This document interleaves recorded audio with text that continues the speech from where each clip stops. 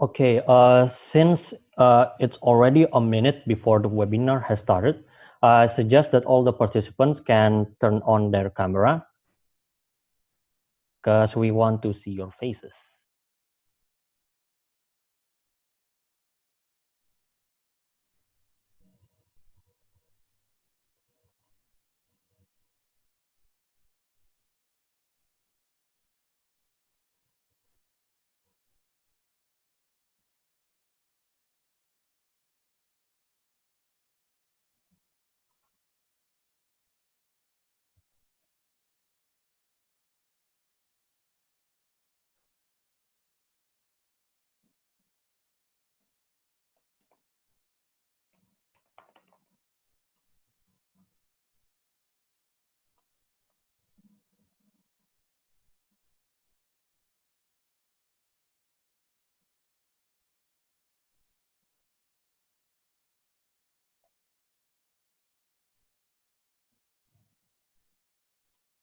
Okay, please be patient first.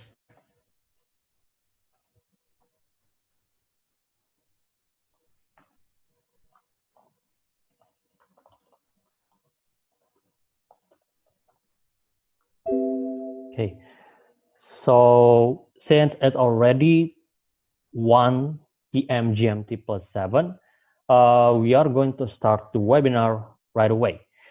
So before we open the webinar, I suggest that all the participants here to turn on their camera. Thank you.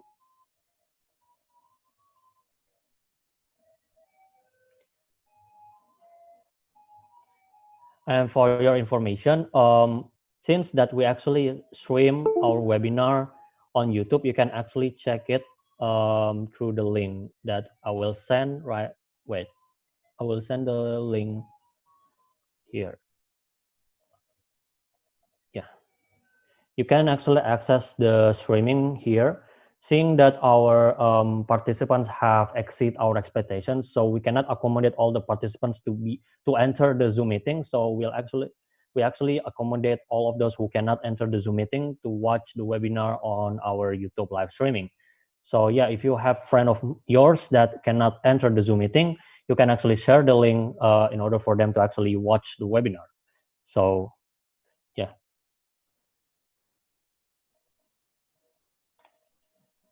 okay. Uh,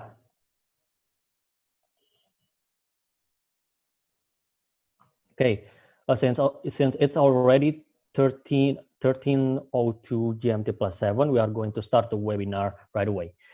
So first of all, welcome all the participants to the Online Distancing MUN 2.0 webinar. It is a pleasure for all of you to join us in today's webinar, and I hope that all the participants here can manage to gain knowledge in our webinar.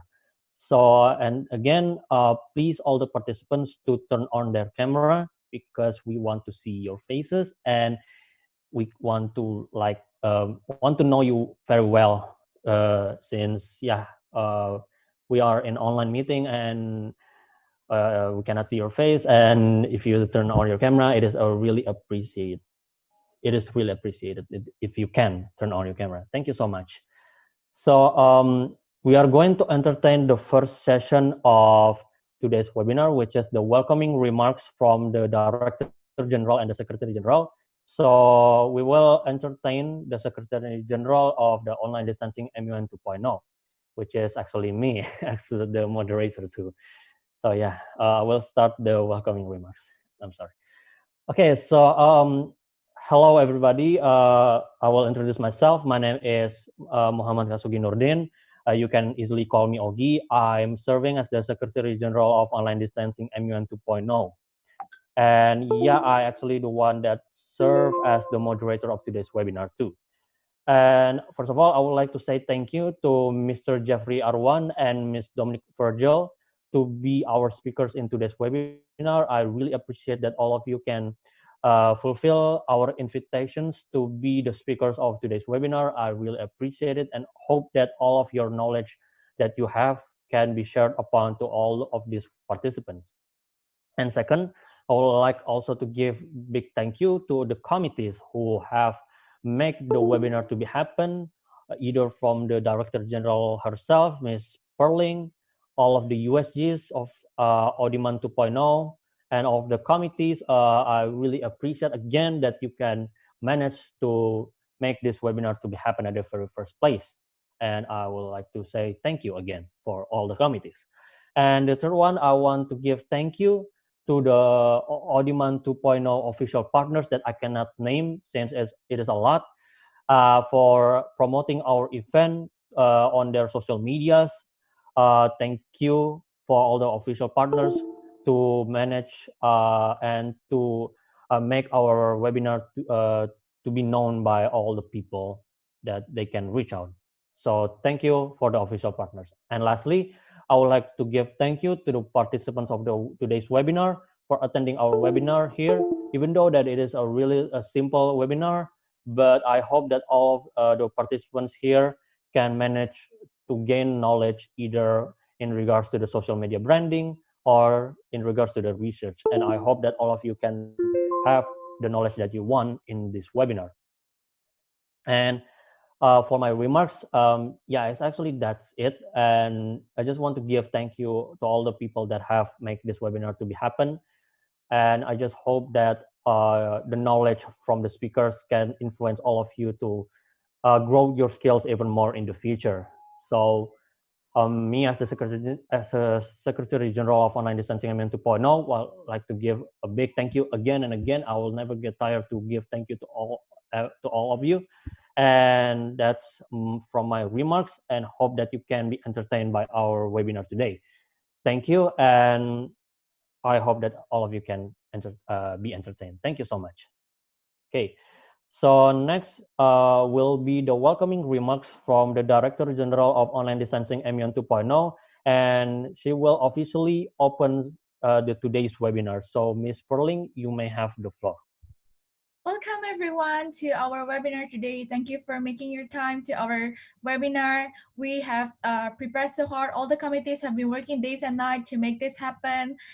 And one thing I would like you guys to know is that I hope that you guys leave this webinar with something to take away and something that will probably be useful for your future or your current time. Without further ado, first of all, I'd like to thank also all my committees, the Secretary General, as well as also all of you who is attending today. Your time is one of the most valuable and precious one, and I'd like to thank you for that. And now, without further ado, I would like to open this Online Distancing Model Unification 2.0 webinar officially right now, because I know that you guys won't be listening to me for so long. Thank you so much, guys, for being here. And now I'm going to pass back this to our moderator of the day. Thank you. Thank you so much, Ms. Perling, for the simple yet fascinating welcoming remarks. And without further ado, to we are going to entertain the first speaker. But however, before we entertain the first speaker, we are going to tell the general rules of the webinar today, so all the participants can actually know the general rules of our today's webinar. So wait, I will share the screen. So please be patient.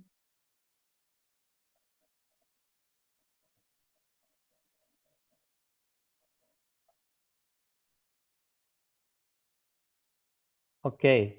So these are the general rules of the webinar. So I hope that all the participants here can take notes on our general rules. So the first one is please make sure to be on time according to our fixed schedule in order for you to not be late on catching new knowledge on our webinar. So I'm really glad that most of the participants here came on time on our webinar. And if you have the friend of yours that have not entered the Zoom meeting or have not watched the YouTube live streaming, I suggest that you can actually call them out to join our webinar as soon as possible. And the second one is please rename yourself with a designated code that we have given to you through the email by following the template of OD, the given number, and your full name. So basically, like you can actually see the example of the formatting from several participants that have renamed themselves based on our formats. So please rename yourself according to the format that we have sent to you through our email and through the current Zoom meeting that we have sent earlier. And for the YouTube live watchers, you don't have to rename yourself, since this is actually the format for the webinar participants in the Zoom meeting. And the third one is, please always mute yourself when you don't have a chance to speak. You can speak if the moderator has given you time to speak. We will mute you if you are being noisy during the webinar. If you don't comply with our rules, we will remove you from the webinar. But the issue right here is actually have been resolved, seeing that the hosts are the one that can actually unmute the participants. So you cannot actually unmute yourself. So me, Perling, and the Undersecretary General of the delegate relation affairs are the ones that actually can unmute you if you want to give questions. The fourth one is that it is compulsory to all of the Zoom meeting participants to turn on their camera. So then again, I highly suggest that everyone can turn on their camera, because it is a wise thing to do, so we can know your faces and we can know you very well. The fifth one is, don't make the Zoom general chat to be busy by giving question or non-important chats. Please follow the moderator's lead on typing your messages on the Zoom general chat when the time has been given. Yeah, so please take note on the fifth rules of the general rules of the webinar. And the sixth, please be appropriate when entering the Zoom meeting, either by giving question politely, listening to the webinar comprehensively, and respecting all the participants.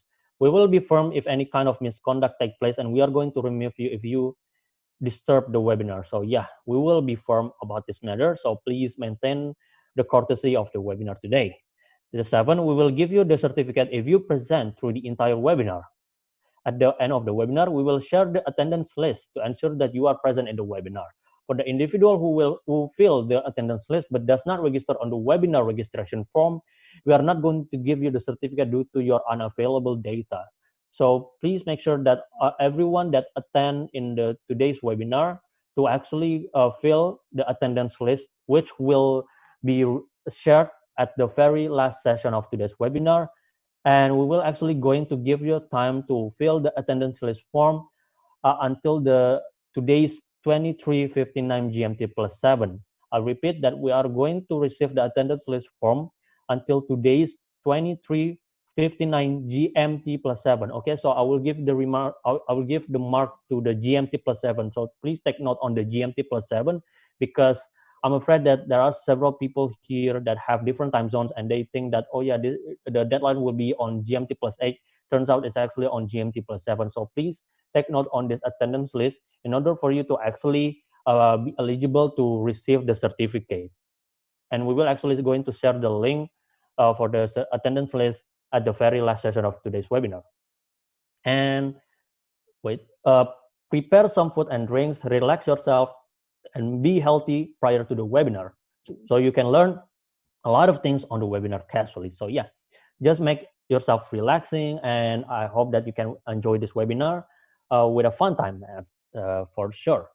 And for the YouTube Live, for those of you who watch this webinar on YouTube Live, for the registered participants that don't gain the spot in the Zoom meeting, please ensure that you are attending the entire webinar in order for you to still gain the knowledge and also to gain your certificate. You can refer to the point 7 of the general rules of the webinar for receiving the certificate. So the rules number 7 is actually here. So yeah, basically you have to fill the attendance list form that we will share at the very last session of the webinar. And the last is, please ensure that the point 5 and 6 of the general rules of the webinar can be applied to. So these are the point 5 and 6. So basically, like, don't make the YouTube live chat be busy, and please be appropriate when commenting on the YouTube live chat. Thank you so much. And that's all from the general rules of the webinar. So without further ado, we are going to entertain the CV presentation from the first speaker of today's webinar, which is Mr. Jeffrey Aruan, S.H.Int. So I will share the screen again. Please be patient.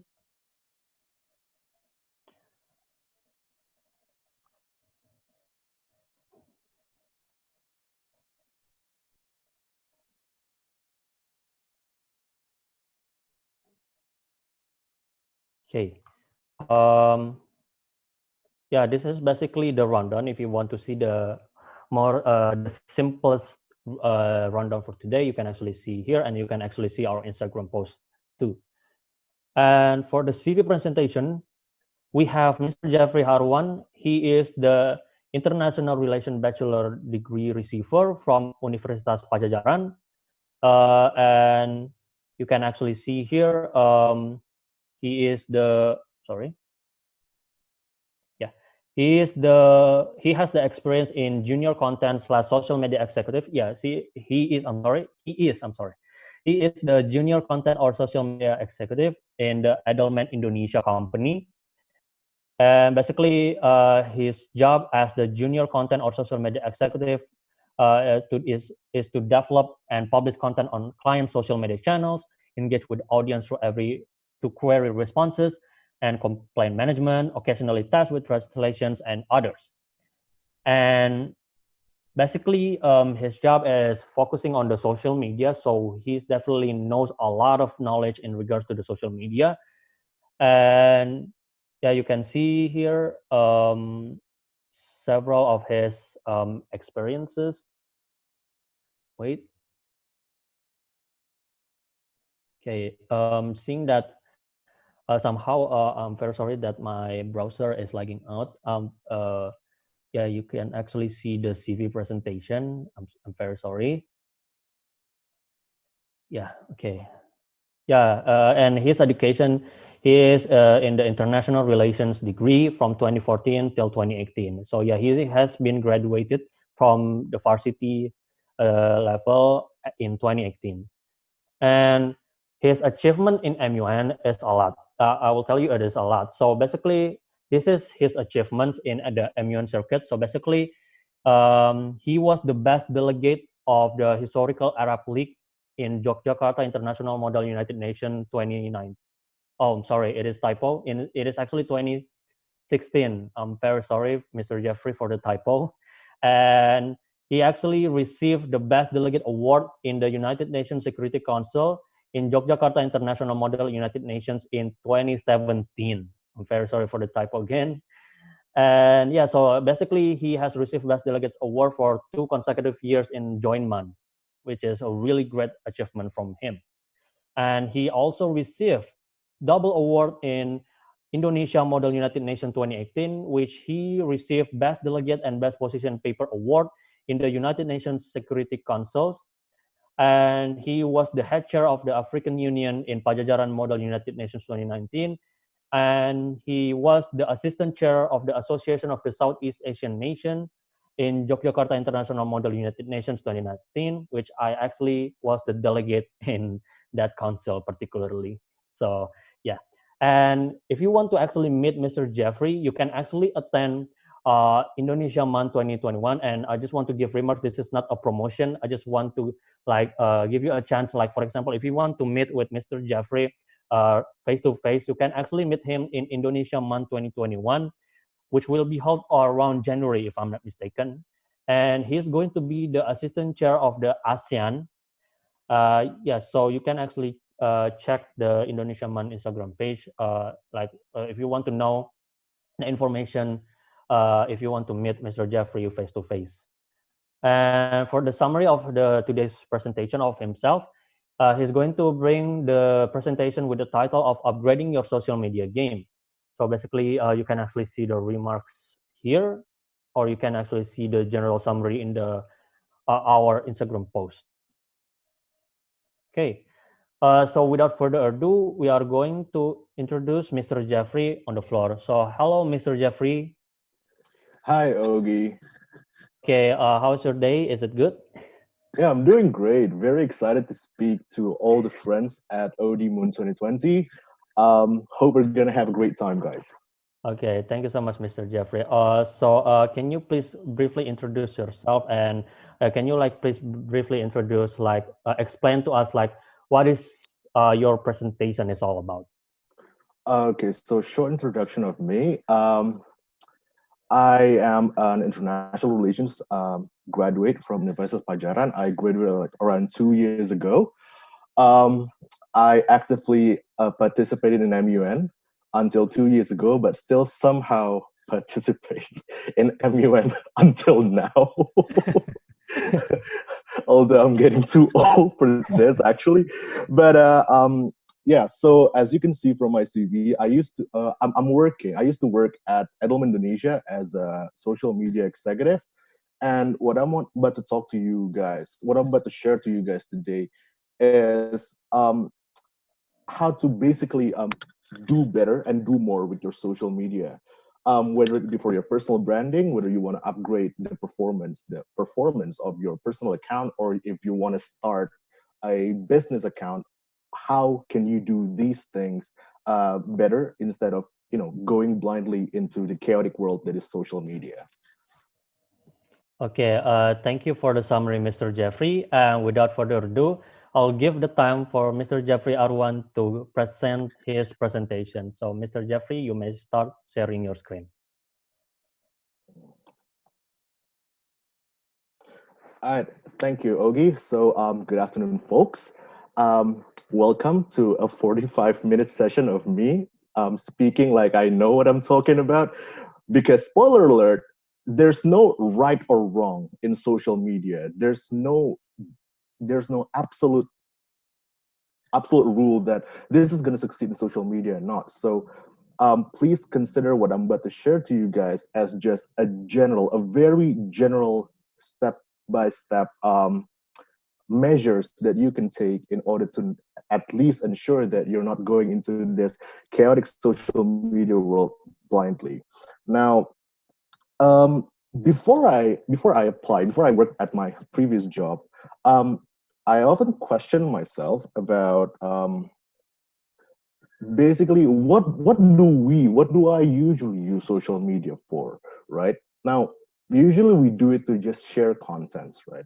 Let's just say like I went to this holiday, I took a great picture, I'm about to share it to my people, my friends, and then to connect with friends, peers, acquaintances. I want to reach out and I want to keep track of my friends, how they're doing right now, and also discover contents of interest. Like Instagram already has an explore tab in which if I'm bored, I can just open that and like find out new things that I was not familiar about. So these three are usually the reason why we use social media, right? But you know, what if we can do something more with it? What if social media is not just about sharing pictures? What if it's not just about seeing where your friends are eating at Instagram story, right? What if you can actually shape a persona with social media, create an image for people to connect to? What if you can actually create a business card, quote unquote business card, with your social media? What if you can make yourself discoverable to people through social media? And what if you can actually brand yourself in social media or create branding for a certain page through social media? This is something that was actually a bit beyond me before I worked at my last place. But whatever I learned during the last 1 year there is what I'm about to share with you guys today.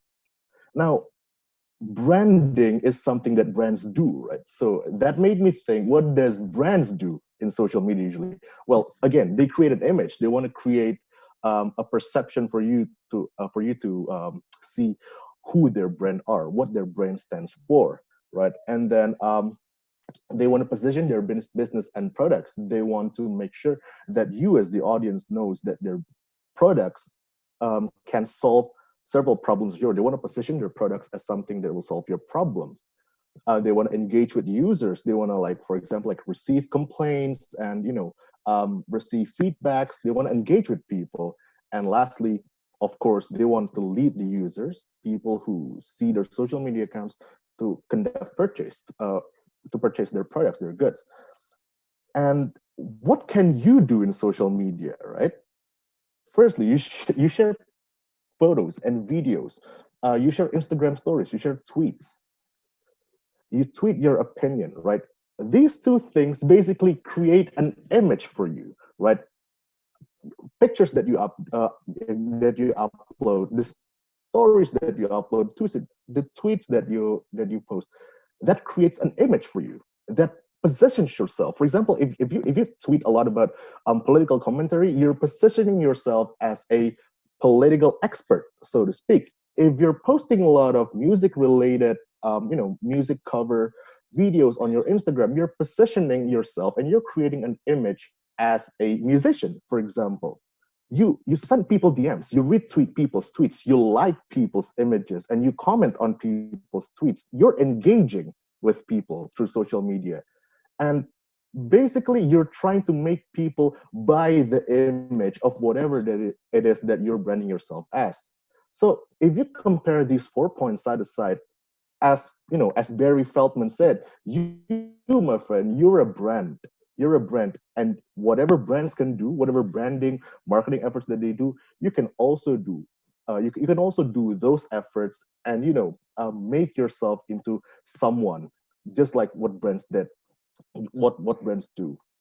Now, here's a small example about how basically everyone can shape an image, shape a perception about themselves, right?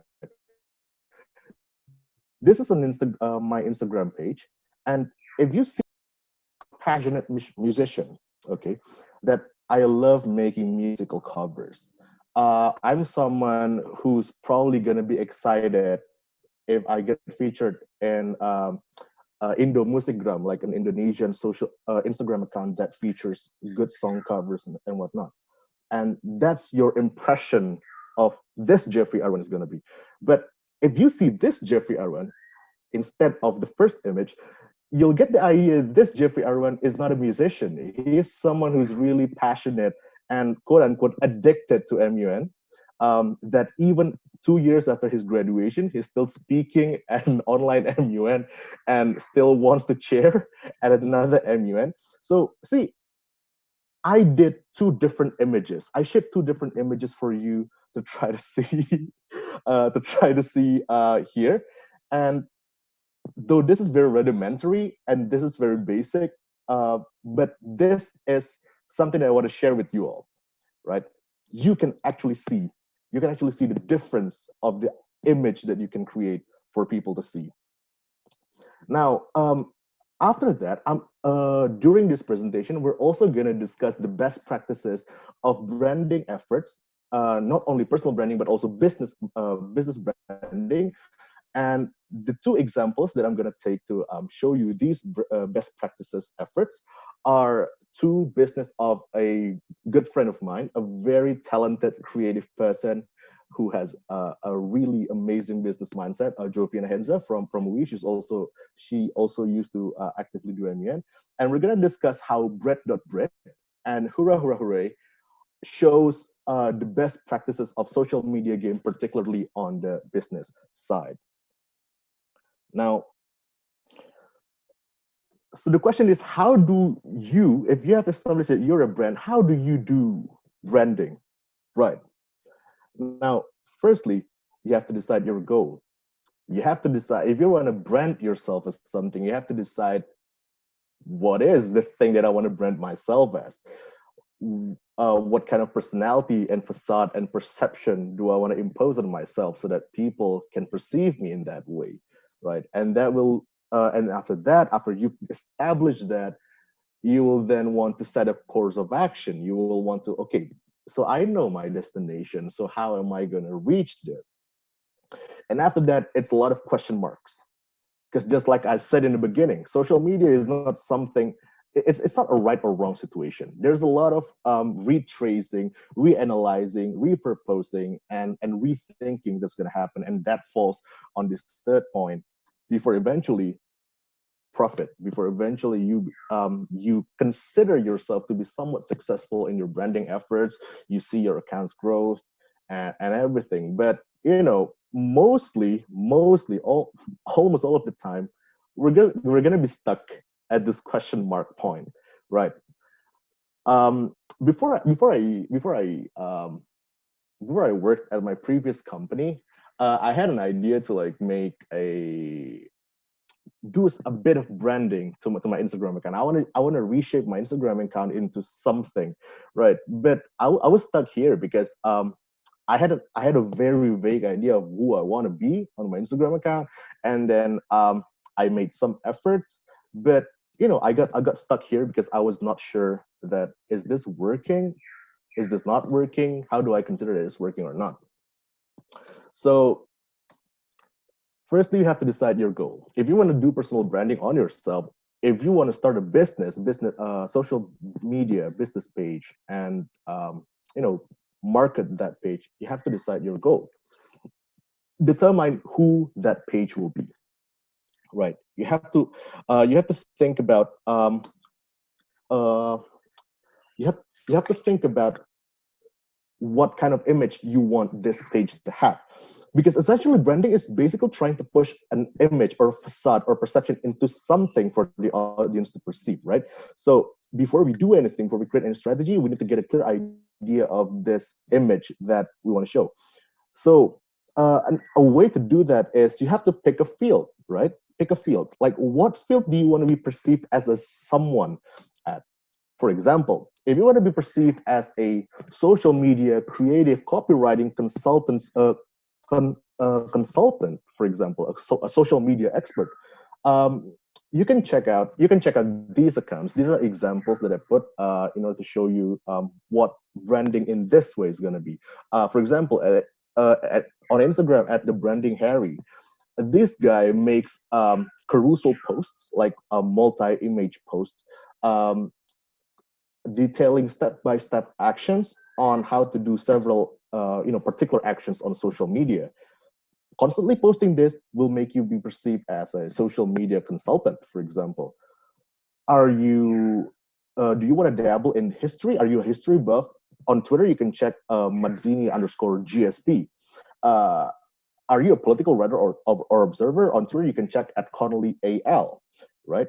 um, if you're passionate in makeup, fashion, beauty, there's Gina Medina on Instagram and a lot of other beauty influencers.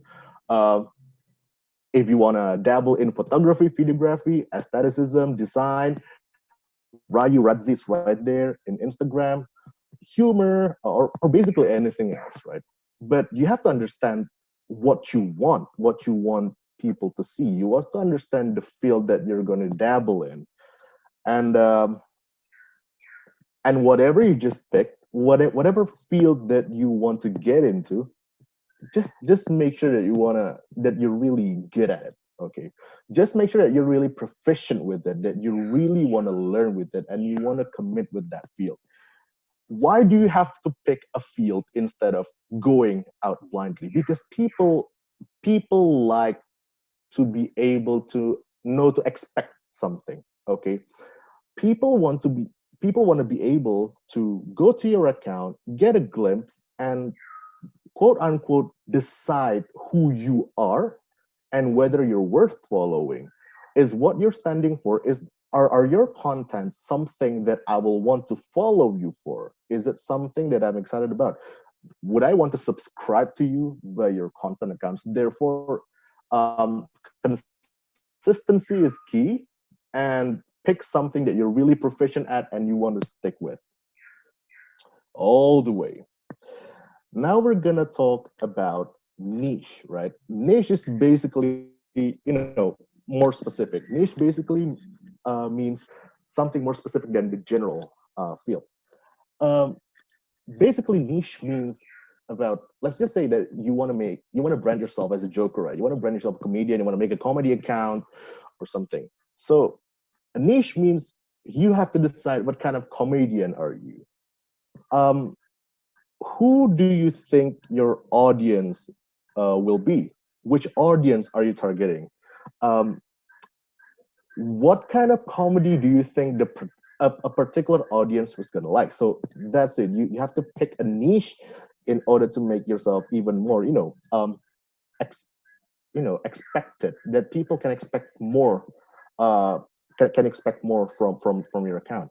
For example, are you a vocal, straightforward, and borderline harsh stand-up comedian? You can check Andrew Schulz on Instagram. He's a stand-up comedian, very unfiltered. He comments on basically everything from race, from politics, and everything. Are you that kind of comedian?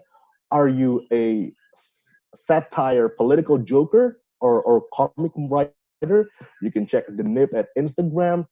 Are you a sports joker? Are you a surrealist comic meme maker? You can check Jake Likes Onion there. Are you a religious comedian? Because there's an account on Instagram called The Dank Crusade who basically creates memes with biblical references, right? Are you a shitpost Tumblr meme maker? Right. You can check out Box of Tumblr on Instagram. So you get the idea. You have to pick a field and then pick a niche and make people be able to understand who you are, who you stand for, right?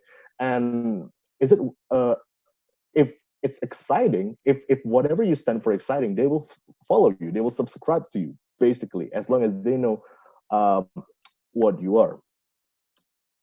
And to determine like an identity, assume the page is a person, right? Assume the brand is a person. And if that brand is a person, what kind of traits and characteristics and behavioral type will that person show to people? Um, what kind of actions will they do? What kind of things do they like? What kind of songs do they like, right? Try to create an idea about your page, who your page is. If your page is a person who they're like, a friend of mine, which we will explain and go to later. A friend of mine created this pastry business, right, during the course of the COVID-19 pandemic, and the feed was amazing. The efforts were amazing, and the account's growth was good. And then I asked them, what was the inspiration from the page for the business? How did you come to like make this? And she said something that was really funny to me. She said, I was trying to make a page that if it was a person, it would be a very warm, homey, chill, friendly, Kenny G type of uncle that you'll meet at home and you'll love to hang out with. That you'll want to like sit down and hang out and have a cup of coffee with this uncle every afternoon to talk about things that both of you like. He likes slow music and everything. And 1 year ago, I would not understand what she said, right? It was so absurd. Like, why would you perceive like this Instagram page as Kenny G? Why? But apparently, 1 year after working at this industry, I learned that it really helps you understand, the vibe that you're supposed to take, the tone that you're supposed to take, the kind of captions that you're supposed to write, what kind of pictures or tweets should you upload. That really helps. Yeah. Are you confused by now with my presentation? I know. But, let's take a look at this, right? The Kenny G one that I described is literally the one on your left. That's Brett Brett. Brett.Brett is Kenny G. If it was a person, it is Kenny G. It is a very warm, homey uncle that you'd love to hang out with. And hurrah, hurrah, hooray, the one that you can see on your right is an early to mid 20 something woman. This is according to what they said, what the founders of the page said. It's an early to mid 20 something female lady who loves to hang out with their friends, who loves to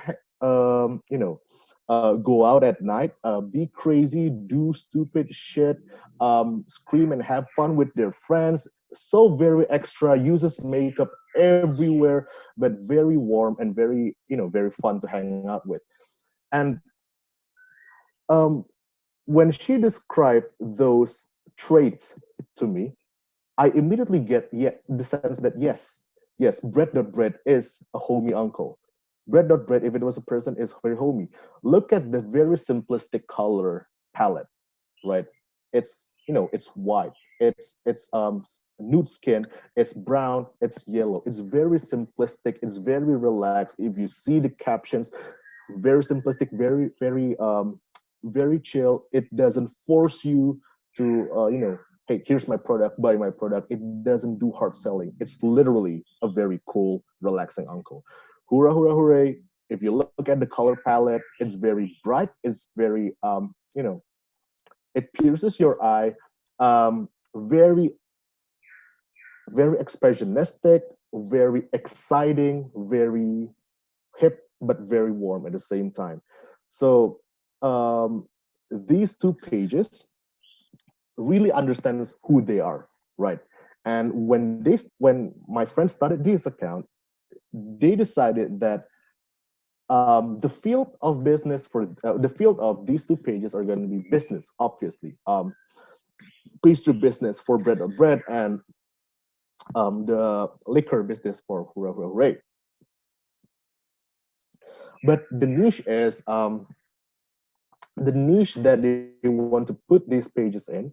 Bread and bread wants to put both pages want to put in the niche of South Central Jakartan Indonesians, early 20 to mid 20, very hip, very hip Jakartans who who loves to hang out with their friends, who loves to be at home and consume the products that reminds them of home.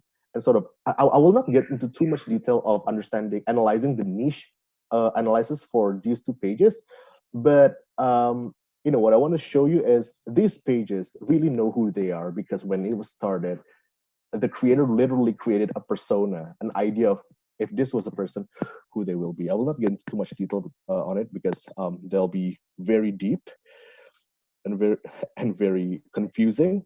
Now, after you know who you will be, who you want to be, and after you know who you are, you already know what kind of image that you want to put. You already know what kind of tone of speaking that you want to take, that you want to speak to your audience with.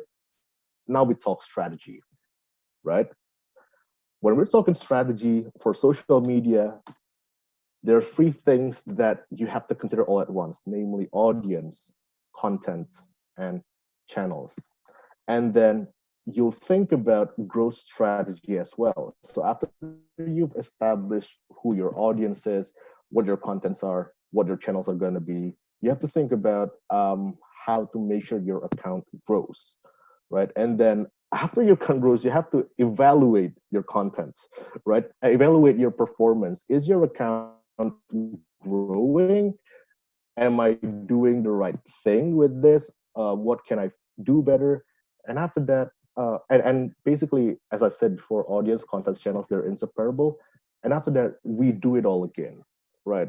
So after you review your performance, what can I do better? And then you go all the way from the beginning again. Now,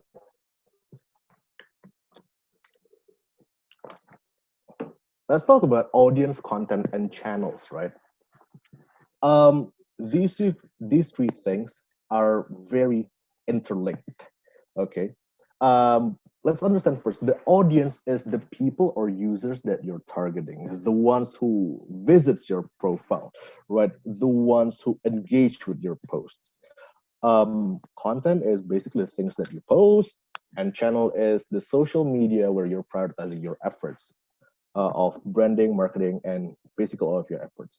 Now, why are these three things very interlinked?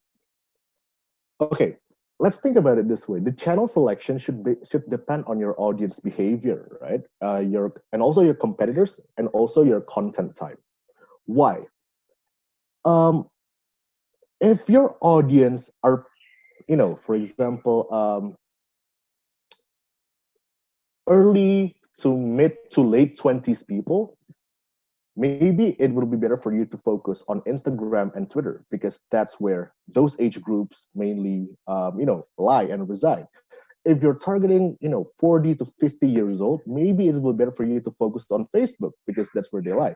If you're targeting even younger, like pre-adolescent teenagers to, to high schoolers, maybe it will be better for you to focus on TikTok, because that's what's happening to them. And then, so basically check where your audience mainly lies, mainly spends their time, or where your competitors spend their time. This might, you might be inclined to think that this is counterproductive. If my competition is right there, why would I go there? Because like I will have a lot of competition there. So you would be inclined to think that you should start your page marketing branding efforts somewhere else, but this is wrong. The reason why your competitors are there is because that channel that the competitors are in are the ones that are very optimized for the efforts, the marketing branding efforts of people like you, people who want to be chasing the same audience as you, people who want to be doing the same efforts as you. So check where your competitors lie, and then that channel should be the one that you prioritize, right? um that's the relation between audience and channel, but the relation between content and channel is, it's kind of clear as day. if you if you're a strip comic artist, if you create strip comics, then of course it'll be better for you to prioritize on Instagram, a platform that focuses on pictures and videos and graphic media, instead of Twitter, because Twitter mainly deals with words. If you're better at making verbal jokes, one-liners, funny catchphrases, you go to Twitter instead of Instagram, because Instagram is not optimized for words. They're more optimized for images, and so on and so forth. That's why these three things are very correlated. Now, before you make any decisions, any strategy, any particular um, whatever you want to do, you have to understand those three aspects. What your audience likes, what your audience dislikes, what do they search for, what are their behavioral pattern, what time do they usually become active, and the content, what kind of content should you post, what does your competitors usually do, and channel, what is the optimized channel, and what kind of interface what I need. You should understand your audience and create content accordingly, and also pay attention to trends. It doesn't mean that you have to bend to your audience's will per se, but do not betray your audience, right? If your audience is used to you creating, like for example, aesthetic pictures, if you're taking a lot of pictures and uploading them to nature pictures, city pictures, and uploading them into your social media account, of course your audience who are used to that will be confused if somehow you post like a long rant about your favorite K-pop group disbanding, right? So don't make your audience confused. Give them what they follow you for, and you have to see the trend when you're about to post contents. Some of the trends that are active in 2020 is short term contents like Instagram stories are more on the zone. It's more hip, but your feed is still needed. Instagram shopping is really on the rise. Instagram made a small business campaign, and you know carousel gains more engagement because your audience can feel more educated. Those kind of stuff. Keep updated at the trends, uh, at the insights. Check what the experts say before you decide on a strategy and the kinds of content that you will post. Best practices, again, the founders of these two pages understand that their audience mainly live on Instagram, right? They understand that their audience wants to see beautiful pictures instead of being hard sold. The audience doesn't want like pictures that says, "Hey, buy my product. It's 100K. There's a 5K discount, and you should buy my product." No, they don't want that. They want like this kind of idea. So they want this kind of aesthetic feed. They want this kind of they want value out of their purchase, and value for the audience does not come from only cheap prices and tasty products, but also from feeling cool that I'm consuming the products of this kind of brands. So they understand their audience, they understand the kind of content that they're going to post, and that's why they pick Instagram. Now, next up is growth. Then this is where it gets hard, right? So let's say you've decided on what you want to brand yourself as. You've decided on a strategy, right? Of course, you want your page to grow. Firstly, this is the tactic that we did back in my office. We decide on milestones and evaluation frequency. Milestones, you want to set like, okay, I will evaluate once my target of growth is my followers reaching 1K, 2K, 3K, etc. You can set various milestones and basically whatever you want your muscle to be, and how often you want to evaluate your progress to see have you reached those milestones, and if you haven't, what can you do to reach the milestones, right? When you're starting an account, of course it's hard for you to gain exposure because no one's following, nobody knows about your account, right? So the way to do that is that you create organic demand and high expectation before it launches, right? On larger scale terms, this is called like a market research. You try to find out what the market needs, what the market wants, and try to present yourself in that way. But on shorter scales, you can, if you want to start a business, ask your friends, would you be excited if I make this product? What kind of products do you want? And do you have any advice if I want to start something like this? That kind of thing. Create organic demand, make sure people knows, try to gather engagement.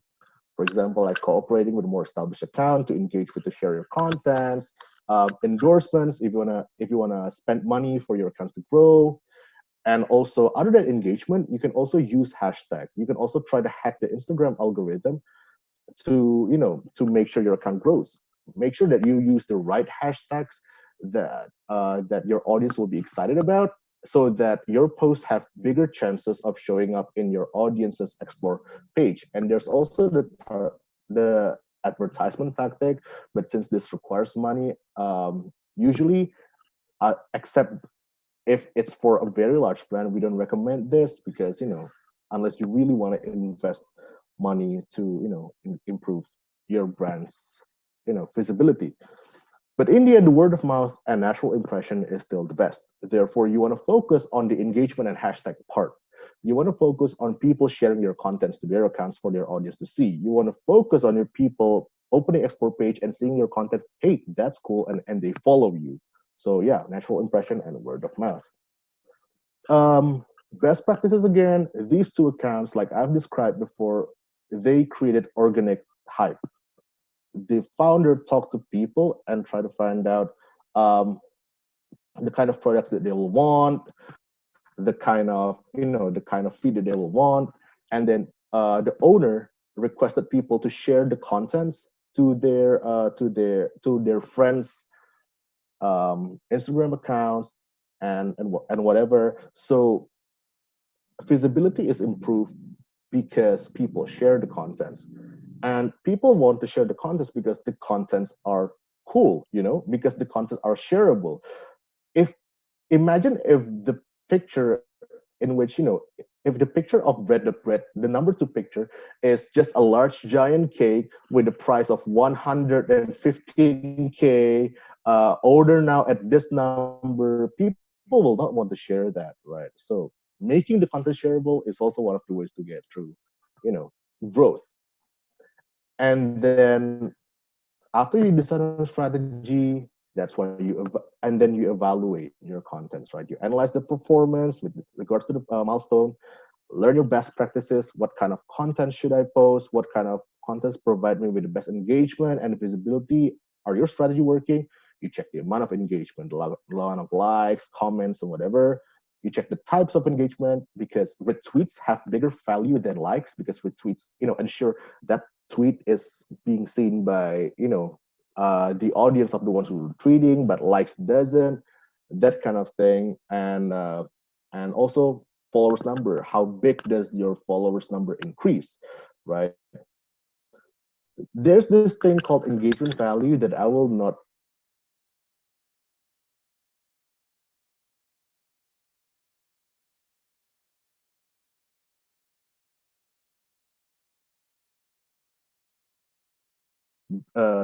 I will not get in this. Use best practices in order to achieve the milestones that you've set previously to check whether your account is growing or not. If you succeed in achieving the first milestone, congratulations. Continue doing so. Continue growing. If not, continue doing it and try to achieve the second one. But if not, it's okay. We'll adjust, and in the end, we'll do it all again. We're gonna make our account grow after we adjust our strategy. Short tips, do's and don'ts. Um, you have to tell a story. Okay. Um, what does telling a story means? It means that you have to create a certain narrative for your audience. People love it and people hate it if you just push your products. People hate it if you just push who you are to them and hope for them to consume whatever it is you're pushing to them. You have to create a narrative and like try to position yourself as to how does this product help solve their problems? How does this brand grow? How did you grow as an individual to reach the level of expertise that you're claiming yourself to be? Right? You have to tell a story and make people excited, make people engage, make people think that your page is more than just a page. It's worth following. Make a solid persona, but your page and your audience, pick a tone that suits your persona. You have to be consistent in your efforts and stay authentic. um, Being consistent does not mean stagnant. Doesn't mean that you have to keep posting the same literal image over and over again, right? But be consistent in time and also in tone and in vibe. You can change the kind of persona that your brand adopts, but it has to be well planned and organic in changing it. If you're absurdly and abruptly changing things, your audience will be confused, and their perceived value of following your page will decrease, right? Because whatever it is that you're posting right now, it's not the reason they followed in the first place. So and organic persona development, as I mentioned before, does not mean rebranding entirely. A very interesting example of this is Aruan. She's an Indonesian influencer. She used to brand herself as this hip, fun-loving Sajikaran girl, but somewhere in the middle, a few years ago, she started like adopting a more goth, bad girl persona, right? um she had a change in strategy and tone of her post, but that doesn't mean she is not being consistent, because she's still consistent in trying to push this idea of her being a fashion influencer, a beauty influencer, a lifestyle influencer. So yeah, consistency does not mean stagnancy. And particularly in this COVID-19 pandemic, your page has to be impactful and has to provide more value to people. Therefore, your contents should, number one, be helpful, try to solve their problems, right? Number two, contain trustworthy information and data. uh, don't post hoax, basically. Number three, provide a distraction from the harder things in life. For example, if you're busy at work, you just want entertainment, short entertainment, your content should provide a distraction and bring a sense of connection and community. Make sure that your audience understands that they're part of this large group and they're not alone. And last tip is not try to be an expert at everything at once, because it's impossible. You can't be an expert at photography and music and animals and cooking at the same time. Frequently asked questions, including the things that you guys asked at the Google form. Why does some large brands don't post about their product? Why do they post things that does not directly correlate to what they're selling to society? It's not what they're selling, right? Why do they post about it? But to the contrary, these things are what they're selling. They're selling and they're building an image that our company has this and this values, to make it easier for you as the audience to relate with, to sympathize with, to like my brand. And that's what I'm selling. I'm selling the likability of my brand. And the second is something that from Google Form: should my branding be unique? It depends on your definition. It actually depends on your definition of unique. Okay, like of course that you shouldn't copy paste things, right? If by unique you mean that your content have to be different for someone, well, of course it has to be different in a way from someone, because you can't like just take content from people. But in another sense, it's impossible to find a field and a niche where anything that you're doing has not been done by someone else. So instead of trying to think about being unique, think more about being authentic. How do I show this branding, show this idea, show this image to people, and still be myself, still be authentic, still I can still show what my brand stands for, what my identity is. So instead of being unique, think more about being authentic because you're different from people, right? You're an individual, and individuals are different from each other. When you're authentic, you'll be unique. How do I become more consistent in my branding efforts? Firstly, whenever you're faltering, right? Whenever you're faltering in your branding efforts, always remember your original goal and intent. Right? Always remember why you started this thing.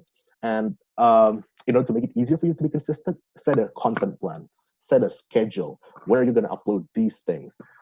Set a business plan, set a business schedule, and this will also help you to be more consistent.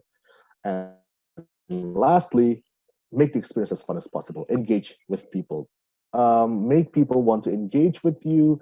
And when you're feeling up for it, when you feel like this is good, you're getting good feelings from from your social media activities, you'll want to become consistent doing so. And then best practices again. Um, Basically, these two accounts don't. Again, I've said it over and over again. They don't do hard selling, right? They don't always post their products, but they're selling images, they're selling ideas, they're selling you the idea that my brand is this, and there's value for you to follow. Uh, they're unique in a sense that they're unique in a sense that you know um, they're in an industry where a lot of people are selling pastries, a lot of people are selling liquors, but they're unique in the sense that it seems authentic, it seems honest. Whatever they're doing, they have images of people enjoying their products, the prices, the language, the captions that they use. It just seems authentic. It seems human, and that's why I consider this to be part of best practices, but to share with you all today. And yay, congratulations! You survived the boring experience of me talking about social media and pretending like I understand what I'm talking about. Now is the question answer session. Ogi, back to you. Thank you, people. Okay, thank you so much, Mr. Jeffrey, for the extensive explanation from the presentation, and I hope that all the participants can gain knowledge throughout your presentation, Mr. Jeffrey. Uh, so yeah, so we will going to compile the questions from the participants first, and then we will give the time for them for Mr. Jeffrey to actually answer the question. So for all the participants who wants to give question, you can type your questions on the Zoom meeting chat. And for the YouTube live watchers, you can actually uh, type your question on the YouTube live chat, and the operator of the streams will actually going to share the questions to myself. Okay, so we're just going to wait for the questions. Okay, Mr. Jeffrey, you can actually drink. You can take a rest for now. A little bit. Yeah. Yeah. Okay. Wait.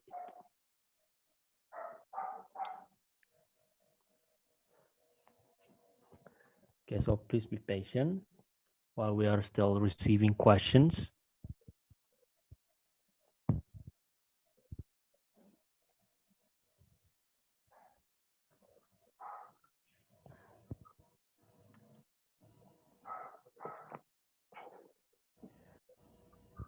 Okay. Wait. Okay. So we actually have received one question from the Zoom meeting chat. It is being asked by Miss Indah Zuhriyatul Jannah. She's asking, what is the difficulty often experienced when someone is just starting social branding? What is your take, Mr. Jeffrey? So, okay. Thank you, Inda, for the question. The difficulty would be, number one, determining um, what you're going to want to be seen as, right? Determining the persona that you want to show to people. That's number one. But that's not too hard. That's one hardship, but that's not too hard compared to number two, getting the start, getting the boost, the initial boost that you need to propel your account into people. And number three, after you get the initial boost, is to increase exposure to your page, right? So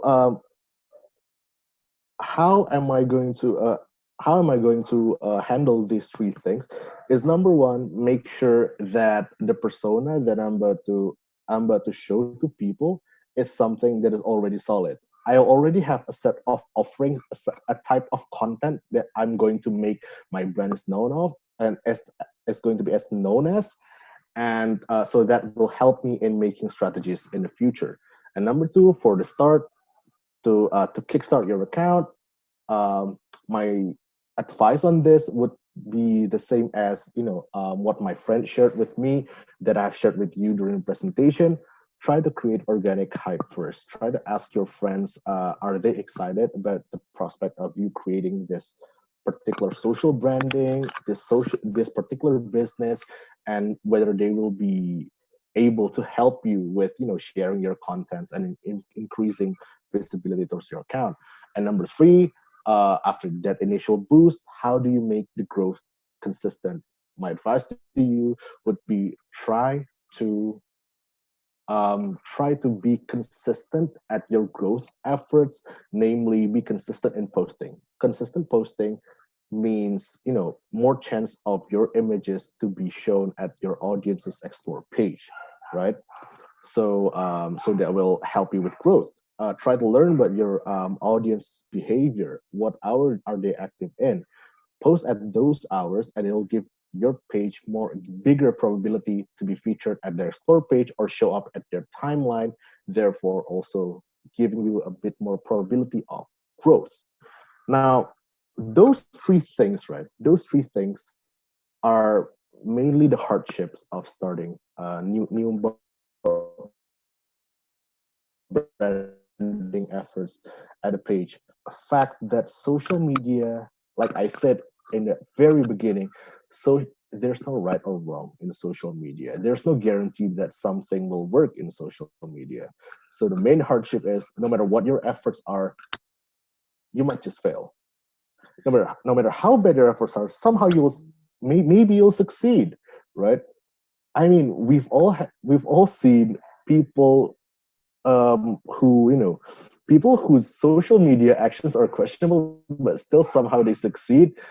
Cough, president of the United States, and Donald Trump, and Kanye West, to a certain extent. Somehow they get big, even though their things are questionable. So social media is really something that is random. Branding efforts, those three things are your basic hardship.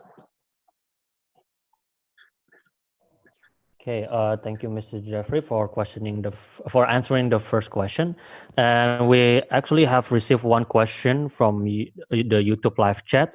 So it is from Mr. Muhammad Rafael Anugrah Perdana, and he's asking, I would like to ask what we should do to create a good personal branding to our business, because sometimes when we create it, the expected target segment seems to ignore it. So what is your take, Mr. Jeffrey? Mhm. Okay, so if you already have if you already have an account, right? If you already have like this account that you want to push, and you already understand that you have a certain business target segment, right? And they're ignoring your efforts. You can try to inquire why. Number one, you can try to analyze why are they ignoring your contents, because uh, from the four steps that I've described in the presentation, basically you're now in the question mark, right? Because you really don't understand what's going on. You already have an account, you already have a strategy, but your target market seems to ignore it. Number one, learn try to analyze your performance. Why did your contents fail? Are your contents not interesting enough for your target audience? Are your contents not directed enough to your target audience? Are your contents not shared enough? When you, for example, when you just start a Twitter account, um, to a Twitter account, if you want to make it like a social media consultancy on a Twitter account, right? But when you first made that account, your follower is zero. Your follower is zero. When you first made an Instagram account, your follower is zero, right? If your target audience does not see your account, zero audience means zero engagement. No one will be able to engage with your post. So my advice to you on that is try to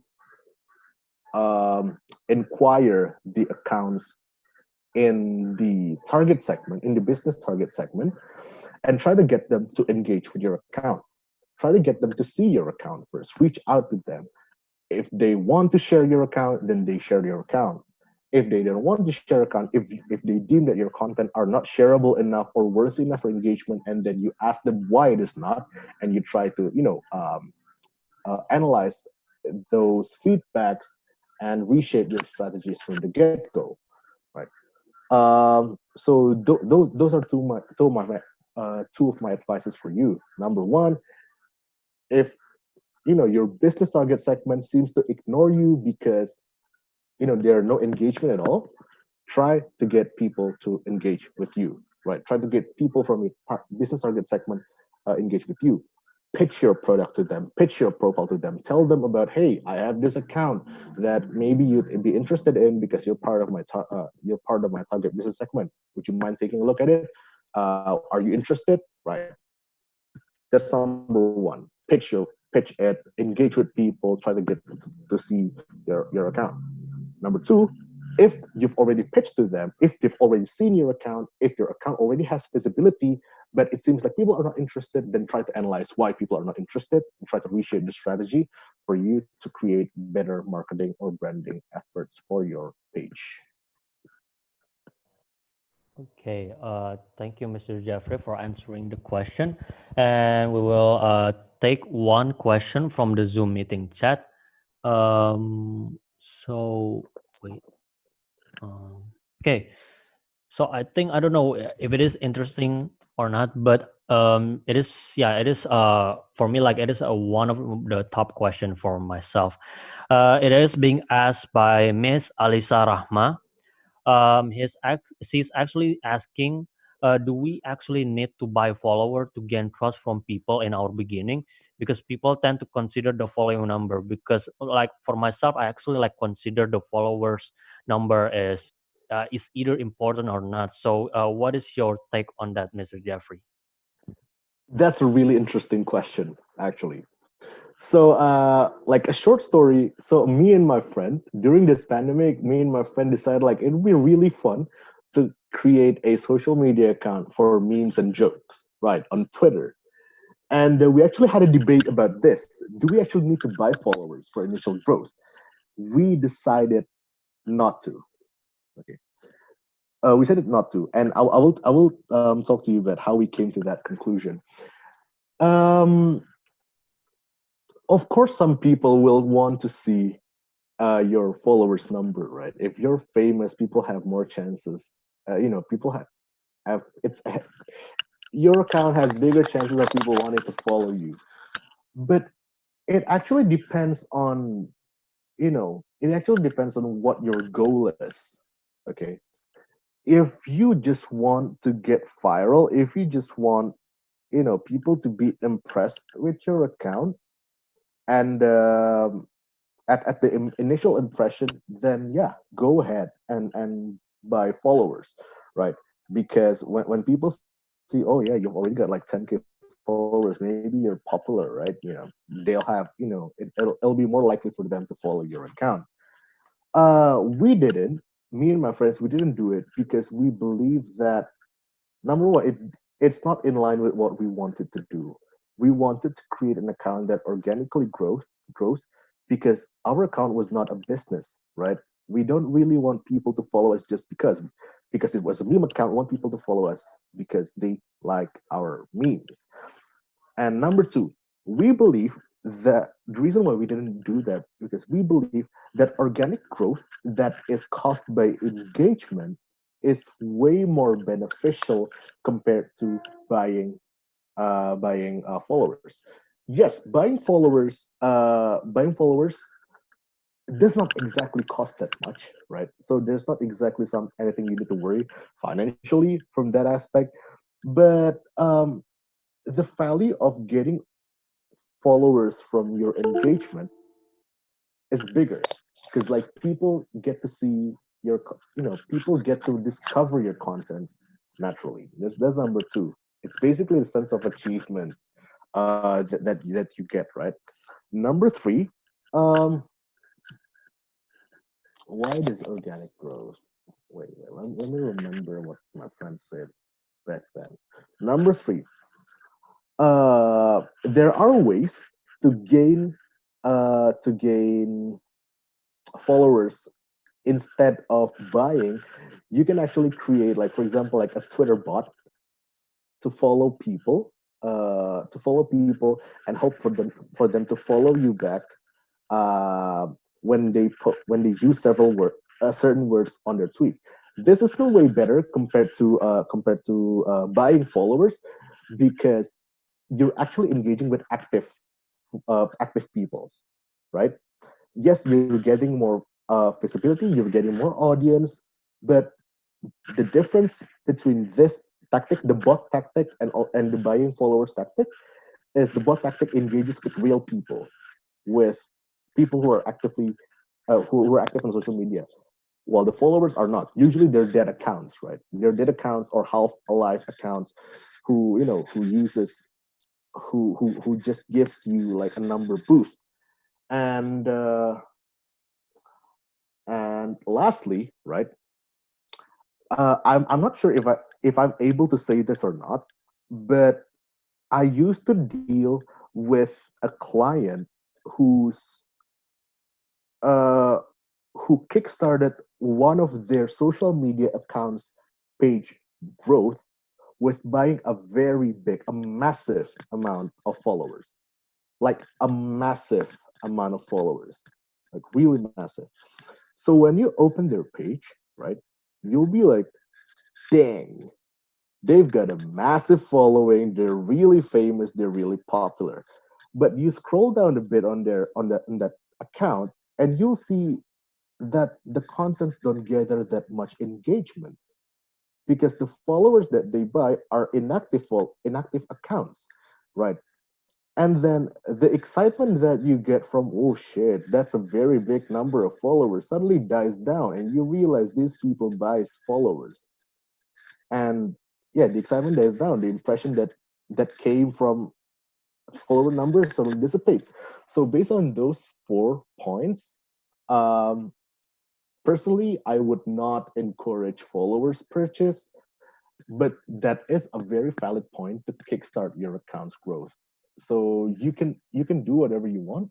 It's a valid point. You can buy followers, but personally, I won't buy followers, and I don't recommend buying followers. But that's an interesting question. That's a really interesting question. Okay. Thank you for the answer, Mr. Jeffrey. And due to the time constraint, we are going to entertain one more question from the YouTube live chat. It is being asked by Mr. Rido Putra. He's asking, sometimes it's hard to find the name of our page. What are the best formula to determine the name of our page? It's hard to find the name of our page. What is the best formula? Mm, this is a very tricky question because there's no, like I said previously, there's no formula in social media. There's no here are 10 steps to make sure that your account will become viral in 2 weeks and you'll be world famous. There's no like use these 5 words on your contents and your account will gain 1 million followers in 3 nights. There's nothing like that. But an advice in determining the name of your page basically, try to search for that name, right? Okay. So continuing from my answer to the third question, like when me and my friend wanted to make that meme account, we tried to use like name A. Let's just say name A, right? And we tried to search name A on Twitter, right? Only a few accounts pop up, and we thought, okay, this is a very good name option because a very few name options pop up, right? Uh, like not a lot of people have accounts with similar names to that. And then we tried another idea, name B. When we search for it, we get 700 plus accounts with names similar to what we posted. Okay, and then we just scratch B. Okay, we don't want B, right? Because like, you know, this will get lost in people when people are trying to search for it. So my advice to you would be, in the most simplistic term, try to find the name. If you have an idea of names, try to search those ideas on the social media channels, search bar, and try to pick the name where you have the least amount of accounts that has similar name to you.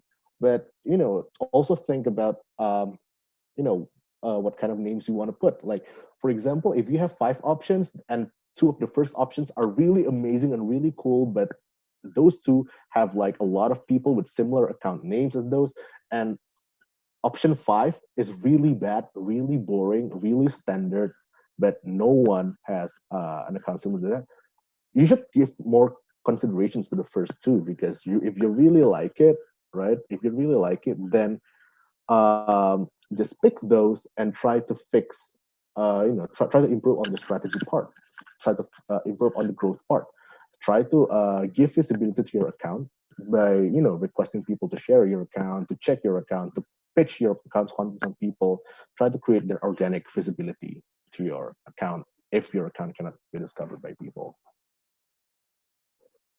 Okay, so since that our time is really limited, I would like to say thank you so much for Mr. Jeffrey for presenting the presentation and for answering all of the questions.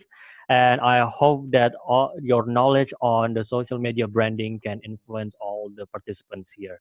So thank you, Mr. Jeffrey, for presenting your presentation. Thank you, Ogi. Thank you, OD1 2020. Thank you so much, and you're welcome. Okay, so seeing that the first presentation session has finished, now before we entertain the second speaker, which is Miss Dominique Virgil, we are going to present her CV first. So please, I will share the screen. And I would like to remind that all the participants here to turn on their camera so we can see your faces and we can know you very well. And for the YouTube live watchers, if you want to enter the Zoom meeting, you can actually enter the Zoom meeting if you receive an email which the Zoom meeting link is attached on your email. Since that we only have 69 participants in the Zoom meeting, so if you want to join the Zoom meeting, you can check your email and press the Zoom link meeting right away. So without further ado, we are going to present the CV for Miss Dominique Virgil. Please be patient. Okay. So this is the curriculum vitae for the second speaker, which is Miss Dominique Virgil, S.H. She is a law graduated University of Indonesia student. She has just graduated in 2019, and these are her experiences. As you can see, she is a hard worker researcher. So if you see or if you search on Google and then you search the name of Dominique Virgil, you can actually see some of her news articles and researchers. So yeah, if you are interested, you can check those on the Google. So you can see here, it is a lot. Yes, these are some of the experiences from Miss Dominique Virgil. Yeah. And for the simplest achievement, I will share the post from the Instagram. Okay. Oh, yeah. Oh, before on that. Okay. Wait. I'm sorry. Oh, yeah. So this is her achievement. The five most prestigious achievements that she has received. She was the eighth best oralist and the fourth best oral argumentation on behalf of the respondent in the Netherlands Institute of the Law of the Sea in the moot court competition located at Utrecht 2019. She was also the keynote speaker in Sustainable Development Summit on gender equality and women empowerment in Trivandrum, Kerala, India 2018. She also received the Best Position Award in ASEAN Economic Community Track 1 in ASEAN Foundation Model ASEAN Meeting 2018. And also, she received the Diplomatic Commendation Award in Legal Committee in Harvard National Model United Nations 2018. And she also received the Best Delegate Award in the United Nations Human Rights Council at the European International Model United Nations, aka TAIMAN 2017. And her summary presentation, it will be titled "Taking Your Research to the Next Level." As you can see, this is the summary of her presentation. Okay. And before we entertain Miss Dominique Virgil, we actually have an open donation in which that we actually collaborate with UNICEF Indonesia. The donation will be open on July 17th through September 3rd, and the donation will be focusing on the affected children coming from the COVID-19 pandemic. And you can actually access the donation page through unicef.id/odiman lawan COVID. And you can actually access the information about the donation uh, on our link, which is the odiman.ga/donation/. And yeah, for further information, you can actually check our Instagram account. So without further ado, we are going to give the floor to Miss Dominique Virgil. So, hello, Miss Dominique Virgil. Hi everyone. Good afternoon. Okay, so can you please briefly introduce yourself, and can you please briefly explain about your presentation in summary? Sure thing. Thank you, first of all, for the Secretariat of Online Distancing MUN for inviting me as the speaker. For Ogi as the Secretary General, I'm very honored. I'm very privileged to be here. I apologize for the background noises as well, if any, because my Wi-Fi at home is shut down as well. I'm not sure what's happening, so I hope you can still concentrate and follow through. My name is Dominic, and I am also an alumni of MUN, also a proud friend of the first speaker, Jeffrey, who has delivered such an amazing presentation on social media. Very honored to know Jeffrey, both Jeffrey, Ogi, and the rest of you guys in this forum. So today my presentation will focus more on the research. So how do you utilize your research, how you bring your research to the next level. I hope it's not too boring because Jeffrey's presentation is very catchy and it's very interesting. So I hope that I wouldn't be as boring as him. So yeah, that's just short introduction. Ogi, over to you again. Okay, thank you so much, Dom, for the summary. And without further ado, we are going to give the floor to Miss Dominique Virgil to present her presentation. All right, I'll share the screen. Yes. Okay, let me wait a minute. Yeah, can you see the screen now? Yes, we can see. Okay, sure. Okay, so yeah, this is without further ado, I'll just move forward to the presentation. So this is just a short introduction about me. I'm a law graduate last year, and I'm currently human rights researcher in Amnesty International. For those of you who know, and I was also legal intern at the Ministry of Foreign Affairs or Kementerian Luar Negeri for my fellow Indonesian delegates. And then I was also a research intern at the Human Rights Resource Center. So as you can see that my previous experiences are mostly on research. So I hope that I can share to you my previous experiences on handling researches. So the first point is why, when, and where will you need your research? So basically, you will need your research everywhere, whether you're still in school, your university, when you are doing an academic competition like a paper competition, essay competition, or debates, for example, or research-based competition. And then you will also need research in your professional life. Probably some of you want to be consultant, some of you want to be like me as well, researcher, some of you want to be a lawyer probably, and other professions. You will also need research. And of course, you will need research in your model UN experiences. So you will need everywhere. And additional note, every occasion will require different degrees of research. So probably you're wondering what kind of degrees do I mean by that, by this. So let's check it out on my next slides. So how to do research effectively.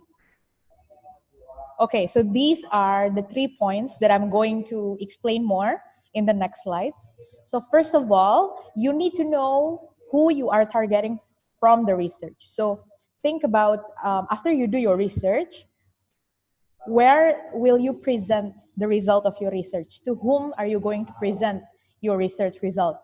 If you're in MUNs, for example, you're going to present it in front of the chairs and in front of another delegates, for example. And then if you are in a paper competition, your research will be targeted to, you know, a bunch of academicians, to a bunch of professors, to doctors, and those types of academicians. So you need to know your target audience.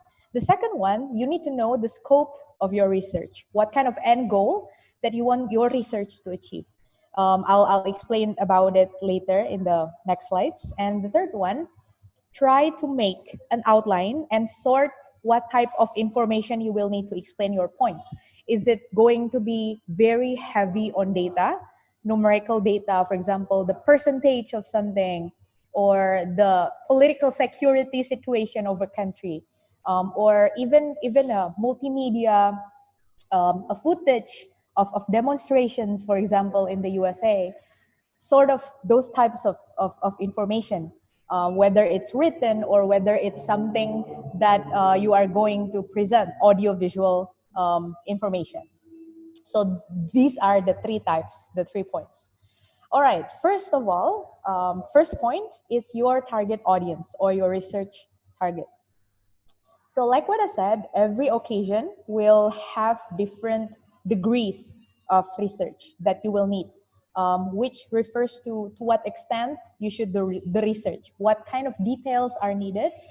Is it going to be touching on the surface of the information, or is it only going to be talking deeper about an issue? So that depends on the event or occasion. And like what I said, I gave you here 2 main examples of research. The first one, academic research, it will surely be different than researching for social medias. Probably Jeffrey has already touched about it in his presentation. And you may see that, yeah, research is still needed, but probably it is not as intense as the research needed for academic papers or when you are doing your assignments at uni. So those kind of information are kind of, you know, different. I don't differentiate the importance of both occasions. I think that every occasion is still important, regardless how intense you do your research, but this is just the depth of your research and the level of details that you need to pursue in your research. And then the second one, the second example, research for paper presentation will be different than researching for political speech as a political candidate. That's just an example. So probably when you're doing paper, when you are trying to present your paper in front of the audience, it will be more straightforward. It will be relying heavily on data, on the thing that you have, you know, surveyed, or your interview results, and it needs to be very, very technical. while researching for political speech, yes, it needs to also be as deep as paper, but the way you deliver it and the way you package the information that you have researched will be different. So it shouldn't be technical because the range of audience that are listening to political speech of a political candidate, for example, it is not going to be as technical as the paper presenters. So for example, you need to inspire the audiences with your points. You need to inspire them to choose you as a political candidate. So those are the main differences. I hope you guys are still okay in catching up with the material. So those are the differences: technicalities, first of all, and then the range of age, environment, and the American politics situation right now. And you can see that Donald Trump is tweeting a lot of his own thoughts about political issues, policies, and probably if you see the Republicans and Democrats debates, they kind of also talk about what they tweet. Okay, so the sources is not necessarily from academic papers or journals, but also their tweets. So that's kind of interesting. So but it's of course it's going to be different when you're an academician, when you try to present the paper. So it's going to be from journals. You need to to prepare some counter argument to these papers that you've been reading based on your research. So like what I said, you need to know your target audience and adjust it according to the targets itself. So yeah, that's just an example. I hope you guys get the examples. And then the third one, research for non-academic purposes will tend to be less intense. So it's going to be more relaxed, thus needing less academic sources. For example, I kind of see that, for example, if you guys are looking at the analysis of racism, for example, on the Black Lives Matter, a lot of PhD students, a lot of experts are writing it in blogs, in their own personal blogs.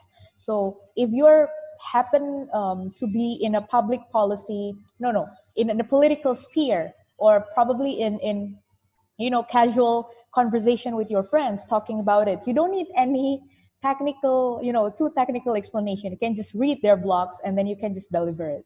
So those are the first points that you need to see. You need to consider before doing your research. Okay, I hope that you guys are still okay with me moving on. Am I too fast, Ogi? Am I doing okay? You're doing good, Miss Dom. Okay, cool. Okay, hope you guys are still awake. Okay, the next second point is on the research scope. So the purpose, the end goal, and the expectation. So when you do your research, try to ask yourself this question: what do I want the audience to get from the research result that I deliver? First of all, do I want the audience to gain new knowledge? For example, like, okay, some people might not know what Black Lives Matter is about, or what racism in Indonesia is about, things like that. So you try to do the research that is understandable for them. For example, okay, because of my research, the audience will know something about racism in Indonesia. That's another example.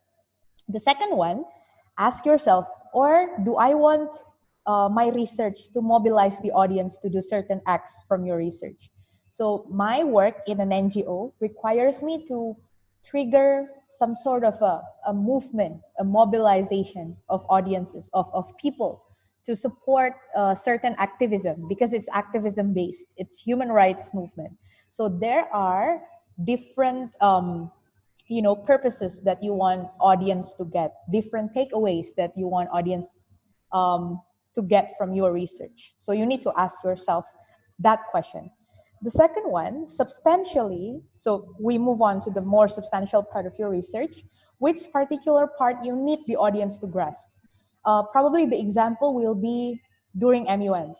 For example, you're talking about COVID-19 in the world. For example, you're in WHO and you're talking about COVID-19. And one of the subtopic that you're going to talk about is specialized on the social economic impact of COVID-19 towards vulnerable communities. So that particular part, if you want the audience to grasp that, okay, COVID-19 is basically exacerbating the inequality that already exists, then focus on that. So you need to go deeper on that. So you need to know what sort of information, especially that you want the audience to understand. So that's the second point. The third one, before researching, make sure you know where you are heading with the research. What I meant by this is that you need to know the structure of your research, okay? This will depend on how you deliver your research as well, but try to know, okay, where do I want this research to be brought? Like, what kind of end goal do I want to achieve? And okay, the fourth point is the most important one. Try to contextualize, assess everything on case-by-case basis. As a researcher, as doing your research, you cannot generalize everything. So you need to have a holistic and you have to have a comprehensive mind to assess the situation, not only based on facts that are presented to you. You need to seek deeper, you need to dig deeper, and you need to contextualize. Try to do and assess everything based on the cases. Okay, don't generalize everything. And then like what I said, this also depends on the delivery of research, which I will touch later in the presentation. Next, helpful research methods. So this is my own methods of doing my research. So sometimes in MUNs, I'm used to the second option, table or matrix. So yeah, like what I mentioned there, it's very recommended for you guys who are doing MUNs. So if you want to check out, these are the research metrics that I did for my S.H.Int MUN, Harvard National MUN in 2018. So I kind of classify the problems into certain sub-issues or sub-problems. For example, like definition of sex tourism, and then the problem about access to children that are victim of child sex tourism. And then I also classify what are the past actions, what have been done to address this issue. And then from that, measures that are being taken, what are the loopholes, what are still in need of being improved. And based on the loopholes, then I can find the solutions or further recommendations to close the gaps, to close the loopholes. So those are the easiest way that you can do. It's not only on MUNs. Even in my current job, I also did the same thing. So for example, like I compare cases based on the improvement being done and the measures taken, so that it will be easier for me to analyze what is still lacking. So gaps and loopholes, always start there. So always start there. Don't try to make anything new every time. Try to improve from what is lacking. So those are the good step, the good starting point. And then the other method of doing research is through mind map. So it's probably for you who try to reason everything. So keep asking why. Try to identify some root causes. I unfortunately don't provide the example on this, but try to, just do some arrows or some mind maps, anything that you like, and then also try to connect the dots based on the information that you gain. Okay, so yeah, almost my presentation is almost done. I hope I'm not too fast. Ogi, how much time do I still have? Just checking. You still have like several, like 20 minutes-ish left. Okay, 20 minutes. All right, I'll explore more later then. All right, so what's next? Like what I said, no matter how good your research is, it will not be looking good if your delivery isn't good. So you need to filter your research result. You need to make an outline for an effective delivery. It can be both writing and also verbal. So it can be both in written form. So it's not about you delivering speeches or you delivering presentation verbally, but also how you write your research results into a comprehensive and understandable form. And then the second one is how to make an outline for an effective delivery. And the third one, how to deliver the practice. So how do you actually implement what you have researched? So I'll talk more about it, since probably some of you are also doing MUNs. So I'm going to just give you some tips on this. So apologies for the noise as well. So the first part is filtering your research. Not everything you find, please notice, should be put in writings nor spoken form. So you don't need to put everything that you research into your speech or into your blog or into your writing. So try to filter the information. Filtering is important to sort only necessary information. So for example, like what I said, you research about the whole COVID situation and all around the world. But then when the context, when the sub-issue that you're talking about is mostly related to the, for example, COVID-19 in Indonesia, you need to filter your research to be based on that only. And then the second one, the criteria, the indicators of, how do I filter my research? The first one is the purpose and the target of audience. The second, the type of delivery, be it written or verbal. The third one is time limit and number of people reached. And then the fourth one, the technicalities of messages. So purpose and target audience, refer to slide 7. So I'm going to see again slide 7. So like what I said, the target audience will distinguish how you deliver your research. When you're presenting your paper in front of professors or in front of academicians, you need to do it more technical. You need to be more logically rational and logically interconnected. For example, like if you're arguing, for example, like Chinese claim of the Chinese claim on the South China Sea is not in accordance with international law of the sea. That's your argument. Then you try to explain your arguments based on related international law provisions. So that is academic research. But when you're doing political speech, probably you can even mention about the historical, nationalism among Indonesians, or probably you can even talk about how China, the government of China is being trying to project their power to Indonesia, less technical one. So that is how you deliver your research. And then the second one, the type of delivery. So verbal delivery will require lesser, more understandable information compared to written delivery. Because people, when people listen to something, their attention span will be lesser than people who are reading. When you read and when you listen, probably you can distinguish yourselves.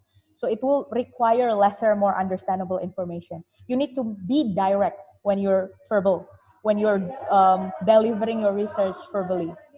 So the third one, the time limit and number of people reach, especially in verbal, the bigger the audience, the smaller their attention span is. Meaning that it's going to require more limited time. Try to put something that is very catchy, very attention-seeking, that is keeping them in the loop of what you're saying. Because if you're not trying to, if you don't have the strategy of delivery, especially in verbal, you will not keep them you will not keep their attention to the message that you're trying to say. And the fourth one, the technicalities of messages. The more technical it is, it will require more connecting information. So it will require more time for you to explain, more time to ask the comprehensiveness of the audience, whether the audience understand your points or not. So those are the things that you need to do during the filtering of your research. So okay, the second part is the outline for effective delivery. So always have 3 points, always opening, main argument, and then closing, both for verbal and written. But the way that you choose your words, it's going to be different, definitely, for written and for verbal. So for written research, for written form of your research, always make sure the sentences and logic and words logically structured and interconnected. Opening should have a hint of main argument. Closing should relink back to the main argument. So whether you're writing your blog, whether you're writing a position paper in MUNs, whether you're trying to write a paper, it's going to be the same. And then the second one should answer the main research question. So always ask yourself, okay, the research question is something that you need to answer by your research. For example, if you want to write blogs about racism, your research question will be, for example, first, what is the condition of racism in Indonesia? Second point, how does racism in Indonesia impact the political sphere or the policy making of the government, for example? Those are the examples of research questions. So when you put it in the blog, when you read it, make sure that your own writing, your own research answer those research questions. And for verbal, start with a great hook or strong opening. Signpost the argument. Signpost is like, for example, I have, when you're trying to deliver your research verbally, you can say, I have three main arguments. First one is this, second one is this, third one is this. That way, you will keep the attention of the audience so they can follow you through. So those are, I know this is very lawyery, but this is very, very, very important for you, especially if you're doing MUNs. And then try to make a strong and conclusive closing. Make it strong, make it something that is very remembered, you know? Something like, okay, this closing belongs to Dominic, for example. This closing belongs to the speaker. So make it very strong. For example, like a great hook. Okay, during my experience in Harvard National, when I was competing there, my opening statement was that, for example, I was representing Benin, and we're talking about religious diversity. So Benin, my country that I'm representing, a small country in Africa no one hears about. It's a country that is very tolerant. We don't have any, extremism, terrorism based on religion. So what I say is that, okay, Benin is the home for the tolerant. If you know the U.S. Sentence, the home of the brave, and then the nation of the what. So I tailor it to suit the condition in Benin. So Benin is a home of the tolerant and something. I forgot. So those types of like hook, people remember it. That's very simple, but it's very important to gain their attention. And then the second part, make sure that there are maximum 3 points for the arguments.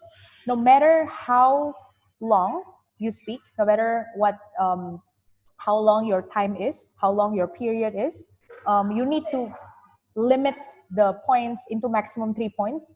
And it will be helped if you do your signpost in the beginning. First, blah, blah, blah. Second, blah, blah, blah. Third, blah, blah, blah, blah, blah. So it depends on the way you strategize the things that you want to say verbally. Okay, so that is outline for effective delivery. Last but not least, the tips of research delivery. Always position yourself as the persons who are going to listen or read to what you're going to say or write. Would I understand reading or listening to these? Would I comprehend this better or not? So if you think that, okay, people who don't understand might not get what I'm saying, you need to tailor again. You need to adjust the message. And for verbal delivery, attention span of people are different, but mostly cannot last longer than 45 minutes. Play with intonation to keep their attention to you. So like what I did now, I'm trying to make it as engaging as possible. I'm trying to use my intonation. I'm trying to use my expression to keep you guys engaged. I'm trying to use props. I'm trying to use my PPT, for example. So that will be very helpful for verbal delivery. Use simple, compact sentences. Don't use sophisticated words. Try to use active sentences. So don't, instead of I'm being hit by someone, just say that, for example, Dominic is being hit by Jeffrey, for example. But then make it more active, like, or Kasogi is being bullied by Jeffrey, for example. Make it to active sentence. Jeffrey bullies Kasogi, for example. That is the easiest thing, that people will grasp. Less passive action. So, and then direct and active sentences. Don't use passive. For written delivery, since written is probably more formal in some ways, especially if you're doing MUNs, try to also be as direct and clear, but it will require more practices than verbal delivery. I also get used to how do I write, so don't need to put too sophisticated words. Try to, as long as your message is delivered well, as long as your message is understandable, then it's fine. Okay, so don't try to like, oh my god, I'm gonna be seen as less smarter if I don't use sophisticated words compared to others. No, don't think about it. Don't think about how you will look if you don't use sophisticated words. Remember that research is to make people understand something. So as long as your message is delivered well, then your research is successful. Okay? I'm pretty sure that you guys are, relatable. You guys can relate with this, because I'm also at the some points, I feel like I can't understand some things because what do you mean by this, like I don't really grasp what the creator of this blog or the creator of this paper wants to say, because the words are too sophisticated, it's too complicated, a lot of conjunctions, too many unnecessary information. So I hope that it helps, sort of. Yep, that's finished. Any questions so far, guys? I'm so sorry for the boring explanation. I hope that it's clear enough. Waiting for more questions. Okay, thank you, Ms. Dominique Virgil, for the fantastic presentation. I'm really glad that you can share your experience to all of us. Pretty much, thank you for that. And so now we are going to enter the question and answer session. So for the participant who wants to share their question, you can type your question on the Zoom meeting chat. And for the YouTube live watchers, you can actually type your question on the YouTube live chat, and the operator of the stream will actually going to share the question to the moderator. Okay, it's okay, Miss Dom, for the background noise. It's all right. We can hear your explanation. Okay, so we will open for the questions right now. Okay, you can send the question to me in the private chat, or you can just share the question right away in the Zoom general chat. Now I'm kind of afraid that people won't understand. Do you guys understand and like catch what I'm presenting? I'm kind of like insecure now. No, I Ask think it that up. the participants, yeah, they catch your points, by the way. So yeah, and I mean, even though that you say that it is pretty simple presentation, but it is very impactful. Like even though that the point and the background is very simple, but for me, like from all the participants here, seeing that your explanation is pretty good, I think that they receive your points very well. So yeah, hey. Thank you, thank you. So I have received two questions, but okay. Hey, so I have received one question from Miss Irene Katarina. She's asking, are there any tips for the MUN beginners to make an effective research? Because maybe we have insecurities on doing it and also delivering it. Okay, you can answer the question, Miss Wow, Dom. beginners. Hi, thank you for the question. That's very like relatable, because I was also facing the same difficulty the first time I'm joining MUN. So what I'm suggesting when you do your research, sometimes, okay, you think a lot of issues, okay, when you are presented with some of MUN issues, like what, the situation in Yemen, for example, or the situation in Palestine, for example. You have a lot of things going on.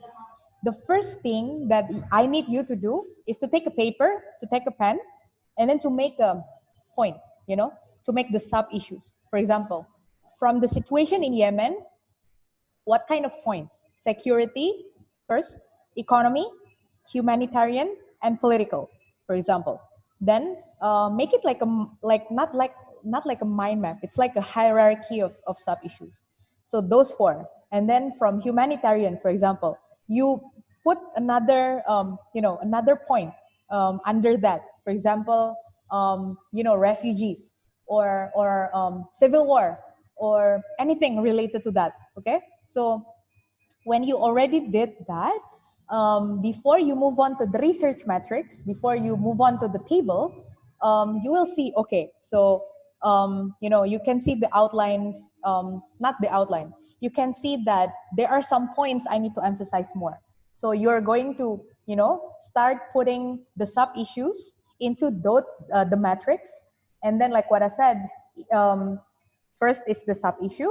The second one is the past actions or what have been taken, the measures that are being taken. And then the third one, you identify the loopholes or the gaps. And then the fourth one, you start making the solutions. But what I suggest you to do is just to research first and think about solutions later. Because sometimes it's going to be developed automatically. Focus on your research, focus on your understanding. Don't try to remember facts so much, because when you're doing MUNs, you can print your research, you can print your data. So try to ask yourself, do I really understand this? Understanding is not the same as memorizing facts. Memorizing is very easy. Okay, memorizing facts is very easy, but understanding what is going on, what does this fact shows, what does this facts means, it's going to need more kind of practice on that. So when it comes to delivery, like what I said, probably some of you will have stage frights, or probably some of you will think that oh, I'm very afraid of doing public speaking, for example. So try to be put like bring a sticky note when you are doing MUNs, and then you put your points there. For beginners, I suggest you just to write the sentences that you want to speak, you want to talk about. But then when you get used to it, when you join more MUNs, you can just go in front of the audience, only bringing a small, what do you call it? Sticky notes containing only your points. So that will develop automatically when you practice. It's cliche, but sometimes cliche is something that will work. Okay, so you need to practice. It's cliche, I know, but there's nothing fast. If there's nothing that you can easily get instantly. You need to practice in delivery, but you'll get there as long as you practice. I hope it helps. Okay, thank you, Ms. Dom, for answering the first question. And I actually received one question, surprisingly from the first speaker. Okay, so yeah, Mr. Jeffrey actually asked that that do you have a guide on how to filter your research results, and how does filtering research results to MUN chairs or clients or government experts differ? If that's is that the right question? I'm sorry. Whoa, that is such a heavy question. But I'll try to answer, boss, Jeffrey. So yeah, filtering research is different between clients, between governments, and between MUNs. So when you're, okay, as board chair and delegates, we know that during MUNs, we want the research to be convincing. So we want the delivery to be convincing, but we want the argument also to be convincing. So, sometimes when I do when I become delegate, I will research what kind of a person my chair is, like what kind of information that they kind of desire more. So I will try to capitalize on that and emphasize on that during my presentation in MUNs, for example, during my delegating. But for clients, I think that the filtering of the research will depend on which suits the interest of the client better. And especially when you're a consultant or when you're in a company, you will also adjust the research into the task that your client assigned your company to do. So those are the things. You just don't research something that is outside of your mandate. So that's basically the same as MUN, mandate based. And for government, of course, government has a different layer of interest, but it's going to be also the same. Try to try to see something that will convince the government officials based on the interest that they're pursuing and the interest that they're prioritizing. So I know it's very abstract, but unless it's put into practice, then probably it's going to be making sense better, sort of. So I hope that helps, Jeff. I'm sorry I laugh. Okay, thank you for answering Mr. Jeff question. And okay, I will pick one question from the Zoom meeting. Where we go? Okay, so we have received one question from Miss Alisa Rahma. She's asking where we can start search the data for the research, because she says that this is a very technical question, but she still don't understand how to start doing the research and searching for the data. Can you please answering this question, Miss Dom? Sure. Do you mean it's like how to begin the research itself, right? If I'm not Yes. mistaken. Yes. Okay. So okay. I'm a Google person, so every time I have question, but if it's very technical research, I suggested you do the same thing that I suggested to the first question before Jeff, to Irene, is it? To Irene before it. So I suggested you to make a mind map to break down the points or the sub issues from a whole big issue, if that's going to be more technical. But if you want to do something, that is not very in depth, just Google it. But try to filter the information. For example, the credibility of the news media, the government websites. Sometimes government websites are not 100% trustable. To counter the data presented by the government, you can also present another you can also check NGO reports or research institute reports to gain your research. So there's no direct guideline on how to do it, but when you start doing it and you start practicing how to do the research effectively, you will get a grip of it automatically. So I hope that helps. I know that's not very that's not very technical and that's not very concrete, but I hope that helps. Okay, thank you again for answering the question, Mr. Dom. And um, we have received one question, although it is not really a research relatable question, but I can give you a try to answer the question. So it is from Miss Alfaira. She's asking how to make a strong beginning at your speech, because sometimes the audience just do bored fastly when delivering his or her first speech. So yeah, can you take on that, Miss Dom? Ooh, interesting. This is one of my favorite questions. So when you do your opening, just don't assume that it needs to be a strong word, or it needs to be a very dramatic opening or a very dramatic beginning. You can just when you do your speech, for example, when you do your speech, you can just go to the front and then you can just be silent for a minute. That can be a strong opening as well, because I did that in S.H.Int MUN. People were silent, no kidding, no joke. All Ivy League students were silent when me and my partner came in front. I was just silent. I take my moment, then I started. The delegate of Benin believes that religious, freedom is the most fundamental part of our, as a human being, for example. So try to, the first sentence does not need to be like you shouting or dropping the bombard, like a very, strong fact. and bombard put the bomb in front of everyone. You can just make it very chill, but try to accentuate on your sentences. Try to make it more compassionate. Try to take your time. Just take your time. Take your moment.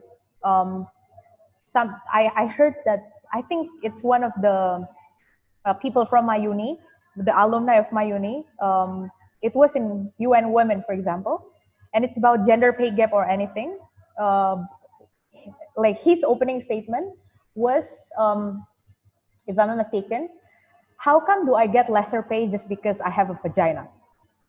So that's like UN Woman opening. That can also be catchy because for some people, talking about your reproductive organs can be very taboo and can be very like shocking. Okay, so try to capitalize on that, or yeah, be silent, take your time, put some data, and then just also you can try to make a story out of it. For example, like when I'm in my S.H.Int situation, I like some of the delegates also try to tell the story. 12-year-old kids, they were having the minority religion in the community that are being marginalized in the country. They're being killed by the government.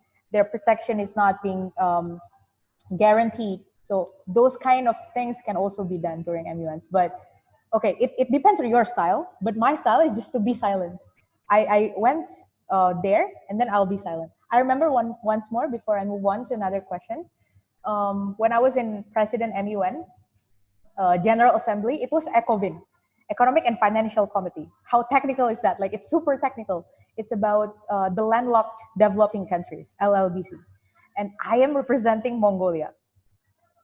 So my opening statement, I was asking them a question. What do you think when you hear a word landlocked? Thank you, Ms. Dom, for presenting the presentation, and I hope that all the participants here can gain knowledge on how to make an effective research. And moving on to the next. Thank you so much. Thank Yeah, you. Thank you. You're welcome, Ms. Dom. And for the next agenda, we will have the general summary of the webinar, which I have typed on several points that the speakers have typed and presented throughout the webinar. So from Mr. Jeffrey, he discussing about the social media branding and how can you actually manage to make your social media page to be stronger. I have put several points and typed a really important things that all the participants can take notes on that. The first one is if you have to know about your activities in your social media page. Like for example, if you want to make a meme page or if you want to solely focusing or develop your social media page into a business analysis or etc., you have to know your first intention on why do you make your social media branding or pages, and how can you make your social media branding to be bigger and to be shareable upon all of the participants or all the watchers of your social media account is by sharing, create a business plan and prepare the goals that you want to take upon. And to make a brand is you need to create an image, engage with the users, and always think that you are the brand in which that you can actually influence the people to watch or even seeing your content in your social media. And also deciding your goal is very important by setting the course of action that you want to do throughout your social media development in your account. And also creating a goal is very important in order for you to actually know what is the goal that you want to reach by making or developing your social media account. And also remember the word of niche, where it is developing your identity of your social media account. Like for example, one of the story from Mr. Jeffrey is discussing about the Kenny G story. I'm sorry, I don't know the full story of that Kenny G identity stuff, but basically, even though that the identity is very abstract at the very first, but eventually, if you can manage to do some question and answer by yourself, or decide picking your own goals, and then you eventually will know and relieve about the identity of your social media. And also, please do take note about the audience, contents, and the channels, because it is very important for you to functionalize those points in order for your social media branding to be developed even more. And of course, after you have done preparing your social media account, you have to make sure that the growth is measurable and sustainable, and it can reach your desired of your goals in the very first time. And how to get exposure, you can actually make, or you can manage to use the engagement hashtag and advertisement in order for your exposure of your social media page to be shareable. And also, please take the strategy evaluation and adjustment plan at the very first hand in order for your social media development strategy to be organized. Also, deciding the time limit, and also decide the technicalities of your research. And also, to have an effective delivery of your research, you can actually prepare the format. Like, you can actually prepare the opening, main, argument, closing type of format, and of course you can actually add the logical righteous arguments in order for your research to be stronger and to be logically right. And also, that's the general summary of Miss Dominique Virgil presentation of today's webinar. And I hope that everyone in the Zoom meeting and the YouTube live can actually gain knowledge from the general summary of this presentations being made by Mr. Jeffrey and Miss Dominique Virgil. Okay, and for the next agenda, we will have the closure remarks from both of the speakers. And we're actually going to entertain Mr. Jeffrey first, and then the second one is Miss Dominique Virgil. So, Mr. Jeffrey, do you have any closing remarks for today's webinar? Okay. Yes. So thank you very much for firstly the Secretary General, Mr. Ogi, Director General, Ms. Sterling, and all the committee members, and also the audience, people who attended. Thank you very much for the invitation and for your attention. Hope this was an insightful experience for you. If there's any further questions and any further consultations, you can reach out to me, and I'll send my Instagram account on the group chat. So you can just split my DM and ask me any question. I'll be very happy to answer you. Thank you. Okay, thank you, Mr. Jeffrey, for the simple closing remarks for today's webinar. And for Ms. Dominic, do you have any closing remarks for today's webinar? Miss Dominic have left earlier because she has something urgent to do. So apologize for that. Okay, seeing that Ms. Dominic has left the meeting due to uncertain circumstances, unfortunately, we have to moving on to the next agenda. And we are very sorry for Ms. Dominic to not give her closure remarks on today's webinar. Okay, so for the next agenda, it will be an information session. So basically, in MUN 2.0, we actually have the main event of our event, which is the Online Distancing MUN 2.0 conference, which will be held on August 29th till 13th. And you can actually join our conference, which I will share the poster right now. I will share the screen. Okay, so these are our conference, which will be held on August 29th to 13th, with the grand theme of Preserve the Liberty, Advance the Prosperity, which we deliver 10 consoles. The range from 4 beginners console, which are UNEP, UN Women Press Corps, and UNHCR, and 4 intermediate consoles, which are UNODC, European Union, Legal Committee, and Pacific Island Forum, and 2 advanced consoles, which are UNSC and Crisis Committee. And for the topics, you can actually check our Instagram post, and I guarantee that the topics is top-notch, high skill substance-wise. So please do check our Instagram post. And our conference will be powered by Zoom.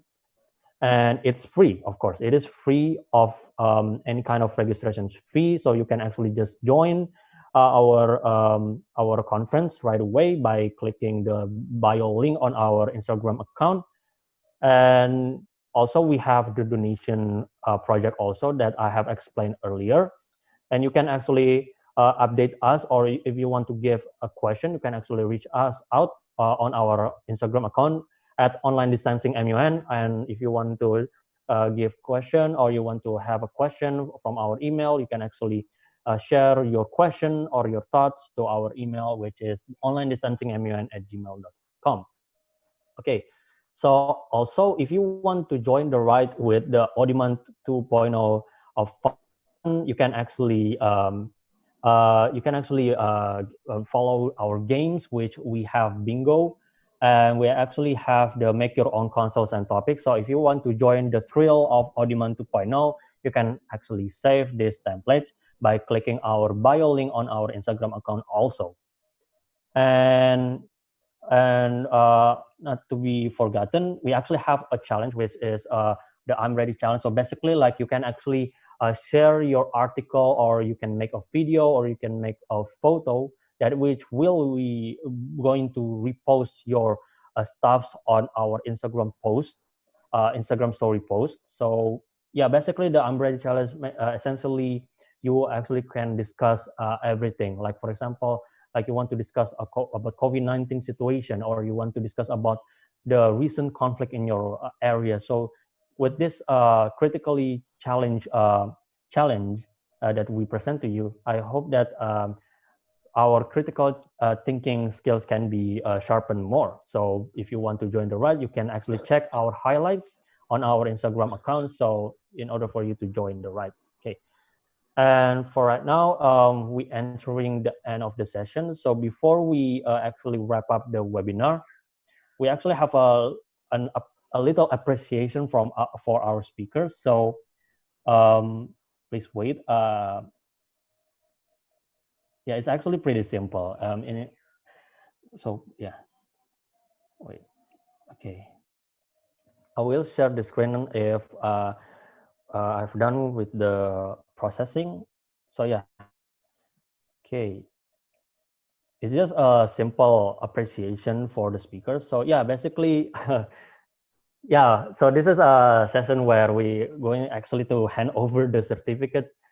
So because we are in the online environment, unfortunately, we cannot just directly hand over the certificate to the speakers. So here is the certificate of appreciation for the speakers of today's webinar. So for Mr. Jeffrey Aruan, we are well actually going to share the certificate to your email, which will inform you later on. And for Miss Dominique Virgil, we will actually going to send the certificates also to her email.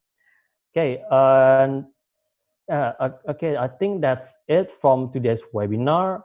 And first of all, thank you so much for attending our webinar today. And I really appreciate that all of you can come to our webinar. And for your information, we have reached for the total of 345 registered webinar participants in our webinar, even though that not all of them come, but it is a really big milestone for Audiman 2.0 to actually reach those number, the 345 registered webinar participants.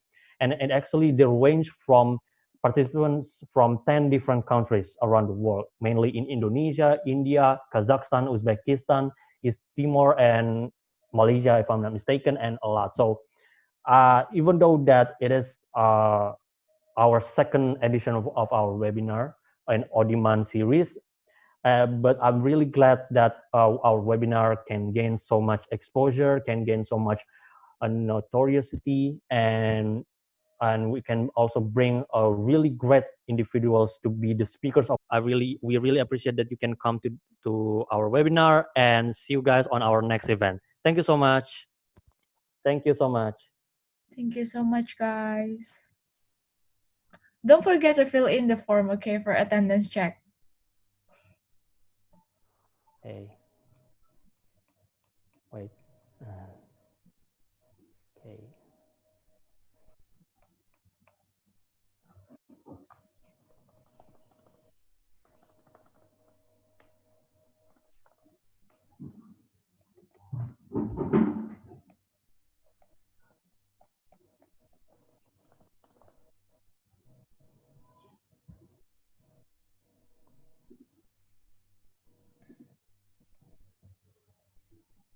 Um, okay.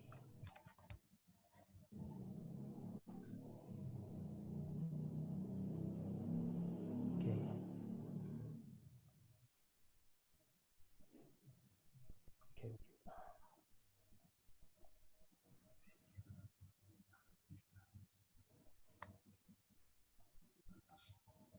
Okay. Okay. You can actually leave the meeting right away.